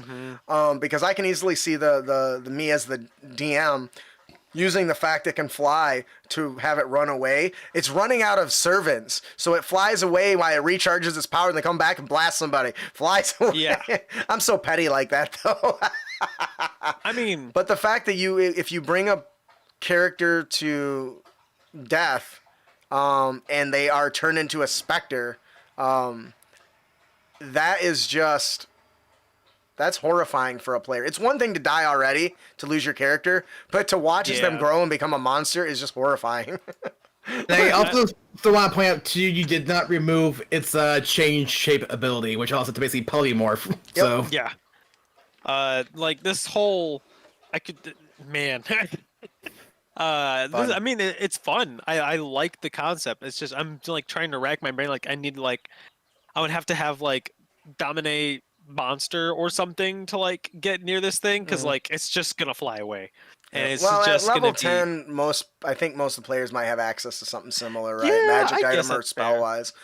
It is worth noting that I also think this makes a good big bad, where the villages started seeing ghosts of some of the farmers and stuff that have gone missing. They return and start attacking people as these spectral ghosts, and the characters have to venture out and figure out what's causing it. And it turns out that this corrupted Gaia went from a very nice like river druid type thing to being infected. And so when people were adventuring into her forest, instead of scaring them away like she normally would have, she's now just slaughtering them, and they're raising up as her own minions and are now starting to run into town to keep people from venturing back into their territory. So yeah. This is very fun monster. I would love to fight this one day, maybe even two. all right, well, maybe I'll What you asked for? yeah, I'll make that happen, right? All right. I like hard fights. We're all aware of this. Yes. I feel like you're the person I've actually mind controlled more than any other player and had you beat other Yes. people. Yes. Yes. All right, so that'll do it for our monster variant, the Corrupted Gaia. If you like this and you want to see more, you can head over to our Patreon. I do fully fleshed out monsters with backstory and lore, with some beautiful art and excellent layout for our patrons. So check it out. All right, so moving on to our next Unearthed Tips and Trick. Austin, would you like to tell us about our encounter of the podcast? Absolutely. So the encounter of the podcast is Ride the Waves. Not quite like surfing, but I would like it to be that. I would like to imagine that one day, where the player characters just kind of go on surfboards and they do a contest or something. The characters are called to a tropical. Fuck, is it archipelago? Yes, that's good enough. I think you got the wrong slide up. Whoops, my bad. There we go, start at the beginning. Anyway. And you're at like a 1 ahead every time for the last thing I tried to to you, but went over your head apparently. Whatever. Yep. Anyway, a massive sea storm is on its way. The local nobles have called for aid from the adventurers. Atliern Meleksoth, oh my goodness, you're gonna kill me with these fantasy-generated names. Sorry. Triton, has swam ahead of the incoming storm with a warning. The storm is a creation of foolishness. A water cult has used a powerful summoning ritual conjuring the Leviathan. Mordecai's Tome. Mordecai's Tome is Foes is where that monster is. Yeah, thank you for telling me that. But I mean the name afterwards is when I'm struggling. Oh, Elodile? Yeah, Elodile. From the plane of water, which that means nothing good could come from it. Atlirin suggests taking a large vessel and meeting the creature at sea before it makes its way to the highly populated archipelago. It's a dangerous task. The mission will require 5 vessels, each with a group of adventurers to surround Elodile. It's a eel crocodile mix, isn't it? I don't know. It was randomly generated, so maybe. It's really coincidental. Dude, I don't have the brain capacity or the time to come up with clever names. Generators are my jams. An attempt to defeat the Elder Elemental. While the battle will be tough, the focus will be on the environmental aspect of the battle. Each slam attack that the Elodile does smashes into the vessel the characters are on. When this happens, the vessel tilts, and the creatures on the vessel must succeed on a DC 15 strength saving throw, or be pushed 10 feet from the Elodile. Any loose objects slide and fly across the deck, becoming hazardous terrain. The high winds of the storm put the entire battlefield under a constant effect of the wind wall spell. The Elodile is also given the following layer actions. The Leviathan creates strong currents as its body moves through the water. Each creature within 60 feet of the Leviathan must succeed on a DC 20 strength saving throw, or be pushed up to 60 feet away from the Leviathan. That's gonna be some fall damage you're gonna be taking. Well, luckily they're on boats, and they're just gonna end up going out in the water. I don't know if that's more or worse. I think that's worse. Now I have to deal with this thing while I'm in water. If a character, however, has the sailor background, they have advantage on all saving throws and skill checks related to forced movement of the layer action or slam feature. They're used to being on boats. It makes sense. Additionally, they can use a bonus action to grant advantage to a creature they can see and hear on the next strength saving throw against the layer action. So not only can they help themselves, they can also grab somebody and help them as well because they understand how the water works. They're used to it. They've done it for years. Yes. And honestly, I'm going to be right up front. While I wrote this, I totally ripped it off one of my favorite MMOs, Final Fantasy XIV. When you fight Leviathan, you're on the boat and he slams into it and you fall off, you die. So the entire ship is rocking, which is something I feel doesn't get enough attention when fighting massive creatures in the water. So I wanted to really bring that to the forefront. And I really would love to hear your guys' thoughts on this. I know, Ian, I specifically like to hear yours because I know you like the big combat stuff. Leviathans are nothing to joke about, man. Right? What CR are they? I already forgot in the, do we remember? Looking it up right now. Leviathan. Yeah, 20. Yep, that's it. That's right. Strong. So it's also worth noting that this encounter is designed to include multiple groups of adventurers, which is something that is uncommon, but that also means as the DM you could get really crazy with the fear-inducing slams. I mean, if at the start of the battle the Leviathan instantly uses its lair action to just send an entire crew off into the water, at the start of the battle the players are going to be like, crap. Like, how are we going to fight this? And I think that makes for a good intro and fear-shaking, jarring kind of moment where they realize that there's something worse out there than just being slapped really hard by a giant fish dragon thing. Yeah.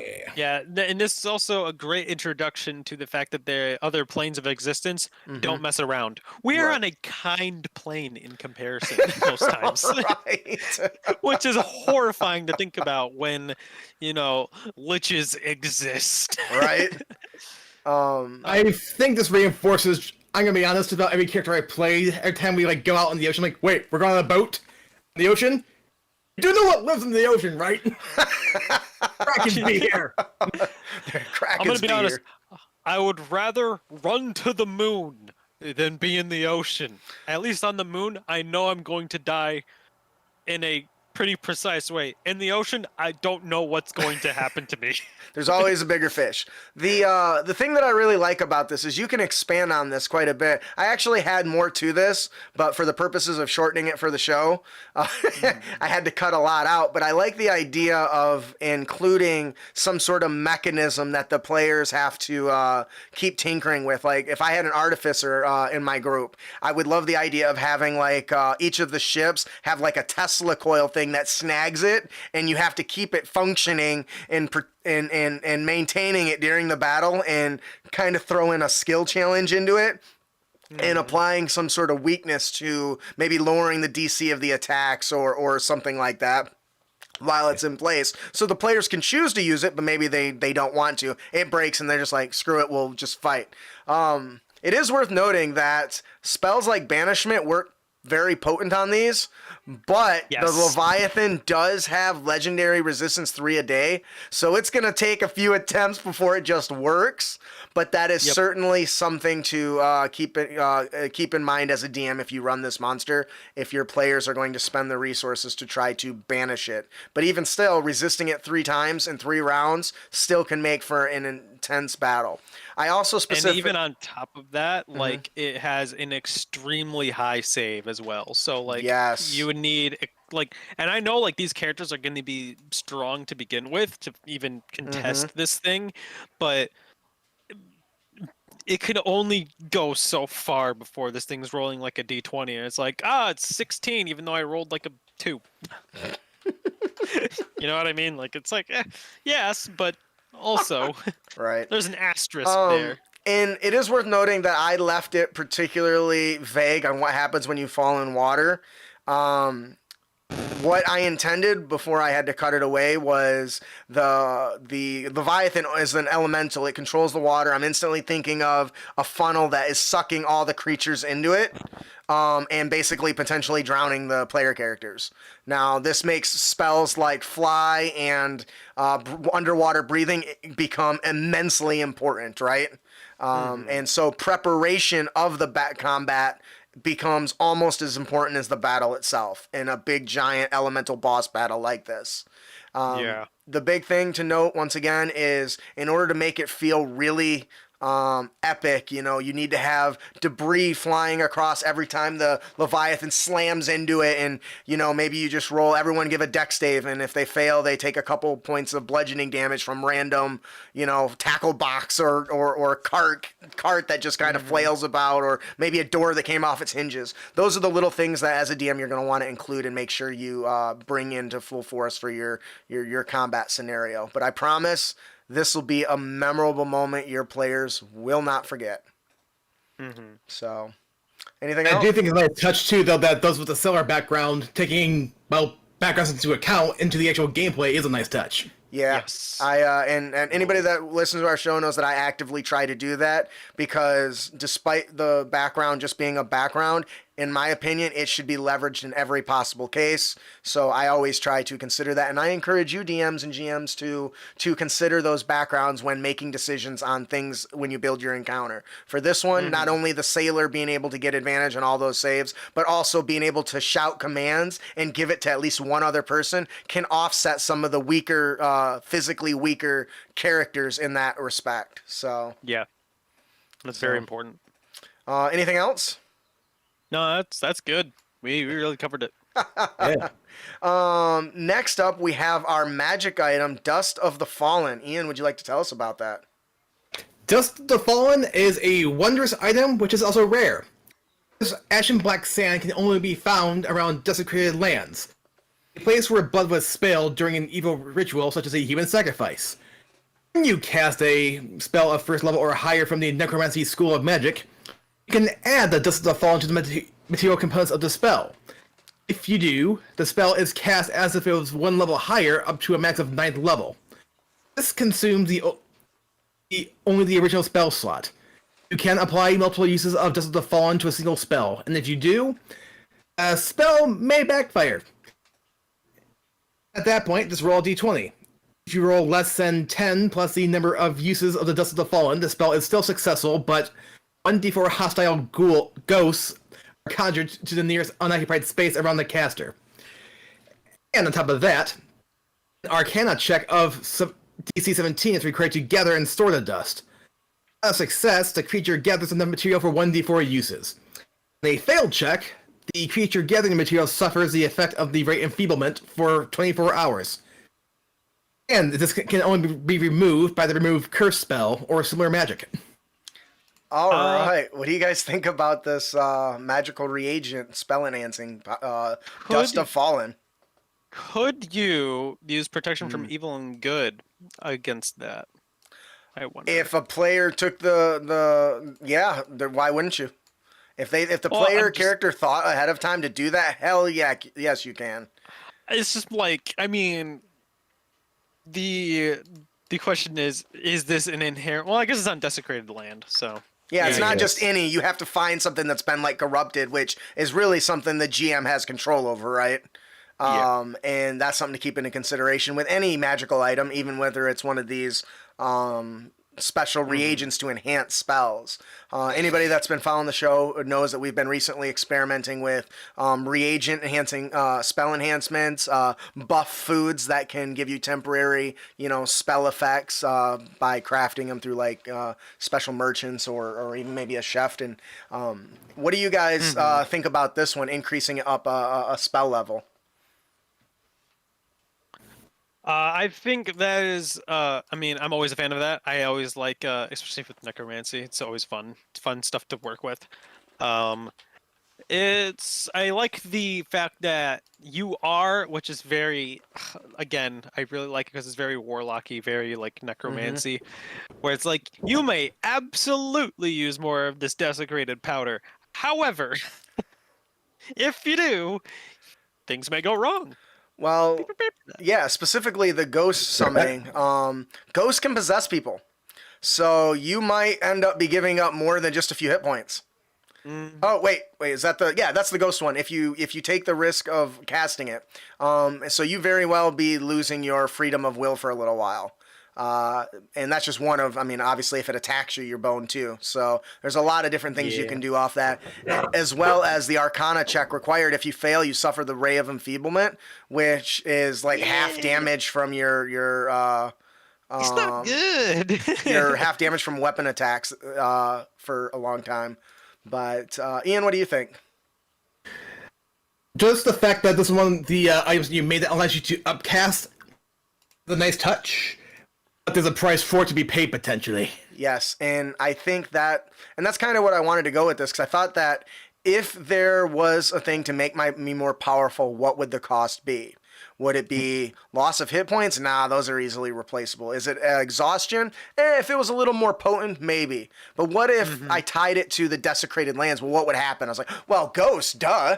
So I was like, well, that's something different I can do. And then, of course, I always include the harvesting mechanic, right? Because to me, that gives another layer of, instead of you just found it, it's like, oh, you guys, I might be able to benefit from this stuff if I use my crafting on it and try to get it. But if I get it wrong, I'm boned. Yeah, so that's kind of like that one time where we harvested a bunch of red crystals in Avernus, and you're like, yeah, these are, by the way, bombs. Careful. Yeah, and then you end up using them later, right? We did, but we also set off the bombs.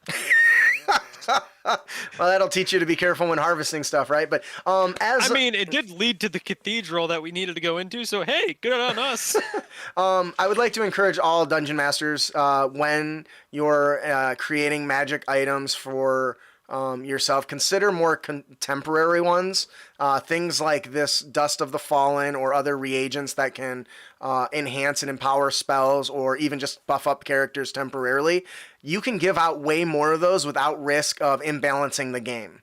Because either they're going to save and just hoard them and never use them, or they're going to save, hoard them, and use them all at once, and then they're just going to feel like they just stomped the big bad guy with no effort, which is still rewarding to them because they feel like they earned it, even though it might be a little easier steamrolling it. Or they might use it regularly and feel like they're constantly being rewarded by being able to pick up these consumables. So, do you guys have anything else for Dust of the Fallen? Nope, pretty good. Pretty good stuff, as always. Alrighty. I guess I'm on the show. What? I said, though I guess I'm on the show, so of course I'm going to like it. Yeah, you're biased. I think we all are a little bit, but, that's how it goes. All right, moving on to our next Unearthed Tips and Trick. We have our Dungeon Master tip, don't panic! Let's be honest, when things veer off in an unexpected direction, first and foremost, don't panic. Take a deep breath, consider your options, decide what's next, and keep things going. If you really are thrown for a loop, take the opportunity for a break, grab a drink, use the bathroom, and get some fresh air, or otherwise give you a moment to collect your thoughts. Resist the impulse to immediately negate whatever it is your players did to bring the situation about. To quote Marvel comic Runaways, a good GM always lets his players feel like they're in control when they're really not.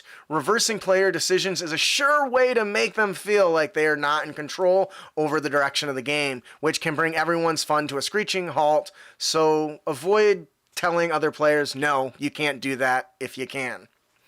What do you guys think about that? I am 100% for this. I think it is, because I've done this, where I always said, give me just a second on that, because I DM'd a few times, where there was this one player, he wanted to, again, players, you never know what they want to do sometimes, even though I'm like, I think I got this guy's character down, I think I know what he's going to do here, and, I dangled this thing in front of him. We're like, yeah, you could totally do this. And he didn't. He decided that he was going to get someone else to do it for him. And I was like, huh? What? Huh? How? And I'm like, oh, okay. Let me just think of an NPC real quick. Give me a second. Yeah, I had to think of some NPC that was part of his organization or something. I'm like, hold on. So I think I definitely agree though. There are definitely times where a DM needs to just pause for a moment, take a breath, and figure out how do I work this in, or how do I say yes to the player but so it makes sense. Yeah. And even mundane things can throw you off. Like I remember one time where we were using a map, mind you. But there were spiral staircases going up a tower, and as they were being pursued, when the players casted Fireball down the spiral staircase, and I actually paused and went, does that work exactly? I'm gonna need a breather, guys. I'm gonna go take a poop. I'll be right back. It's scrolling on my phone. I've never done that. I'll just be a second, guys. Oh god, oh god, oh god, oh god. Overall, Jeez. This is pretty straightforward, but this is an easy situation for many dungeon masters to get caught up in. So, definitely just chill and don't panic. I will say though, there is probably some situations where you're like, sorry, but your character can't add. There's no realistic way they can do this, even in a fantasy setting. Like, right? Yeah. Can I just punch this dragon to the moon? Can you? is that a thing? Where is that on your character sheet, please? Let me see that. Exactly. You can certainly punch him, but I don't know about to the moon. Buddy. You can certainly try. Yeah. You hit him, and his jaw tickles, and he scratches. Yeah. All right. That'll do it for our Dungeon Master tip. Sorry, we're kind of running out of time. Yeah, we are. Our don't panic. Our player tip of the podcast is don't be a dick. And you can avoid dickitude by locking the door. Austin, would you like to tell us about it? Especially I would love to because I'm a rogue and I love this. Now, lock the door. In the life of dungeon crawling adventures, sometimes there are encounters best left avoided. Or perhaps you don't want the big bad calling in for reinforcements. Now, there's a number of ways you can go about to do these. Now, using sneaking tactics, creating distractions, or maybe you're a Jedi mind tricking your way in, or, any form of deception. One in particular is often overlooked. Ever just consider I don't know, turning the deadbolt? I know, it's crazy. Now, I know what you're thinking. Well, that's just dumb. You're in the enemy's fortress. They have to have keys or it can just kick it down, right? There's no way. And in most cases, sure. But what about using like the arcane lock spell to stall or slow the enemies? Think about it. In many cases, the heroes end up in a room with a big bad enemy guy. They walk right into the entrance, half the time not even bothering to shut or lock the door. Arcane Lock not only takes an action, it lasts for 10 minutes, well enough for the encounter time. You can then set a password to allow it to open when you're ready to leave, or ambush any on your way in or out, and are loaded on... isolating a particular enemy, excuse me. And then additionally, if you're on your way in or out and are loaded on spell slots. You could just lock rooms as you creep through them. That way nobody can challenge you in your party, at least not in most cases. And there's not a lot of people who can just be like, I'm going to dispel this lock real quick. Yep. Spellcasters with knock or someone that can roll extremely high to break the +10 bonus to DC still may be an issue, but it's roll with the risk. Also, if they have doors to begin with, they're probably made to keep people out in their particular stronghold. So, if you're in a place with giants, there's going to be gigantic doors that are made to keep other giants out if they can lock them. Yep. Because how else are you supposed to keep the privacy of the place? So, yes. Closing the door and locking it is still extremely viable. It's also worth mentioning too that I've definitely heard plenty of other old school parties talk about taking a spikes and wedging them into the door sides of the door to keep the door shut so they can rest. Right. We have about 5 more minutes just to keep things moving along. I'm keeping a clock on it. So it's worth noting that Arcane Lock lasts 10 minutes. No, that's not right. Oh. 10 minutes? I think it's longer than that. Yeah. Yeah, I think it lasts until dispelled. I'm not sure how I goofed that up.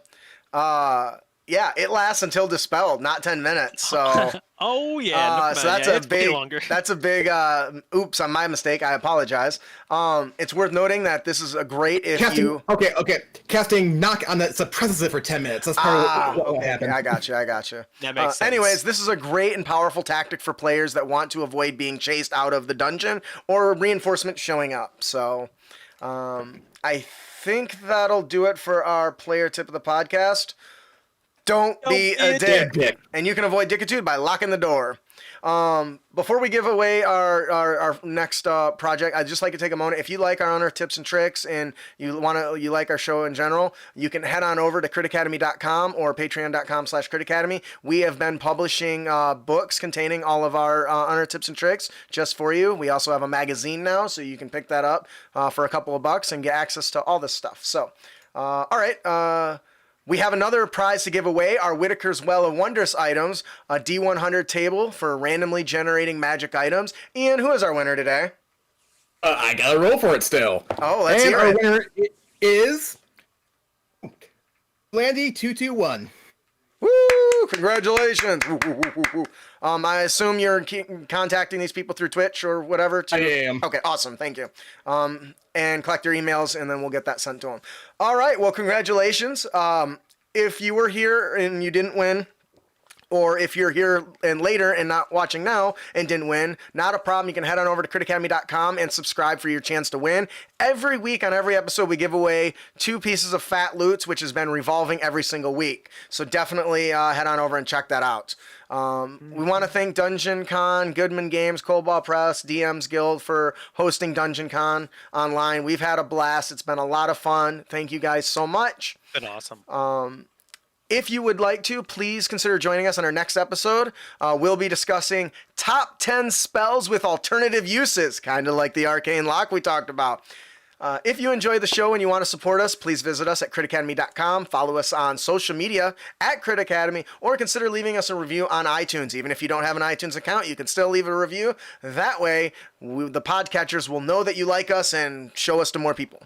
I am your host, Justin. I'm your host, Ian. And I'm your co-host, Austin. Thanks for listening. Keep your spells... I totally goofed my own line on a lot. No. Keep your blades sharp and spells prepared, heroes. We'll see you guys later. Yeah. Professional, I swear.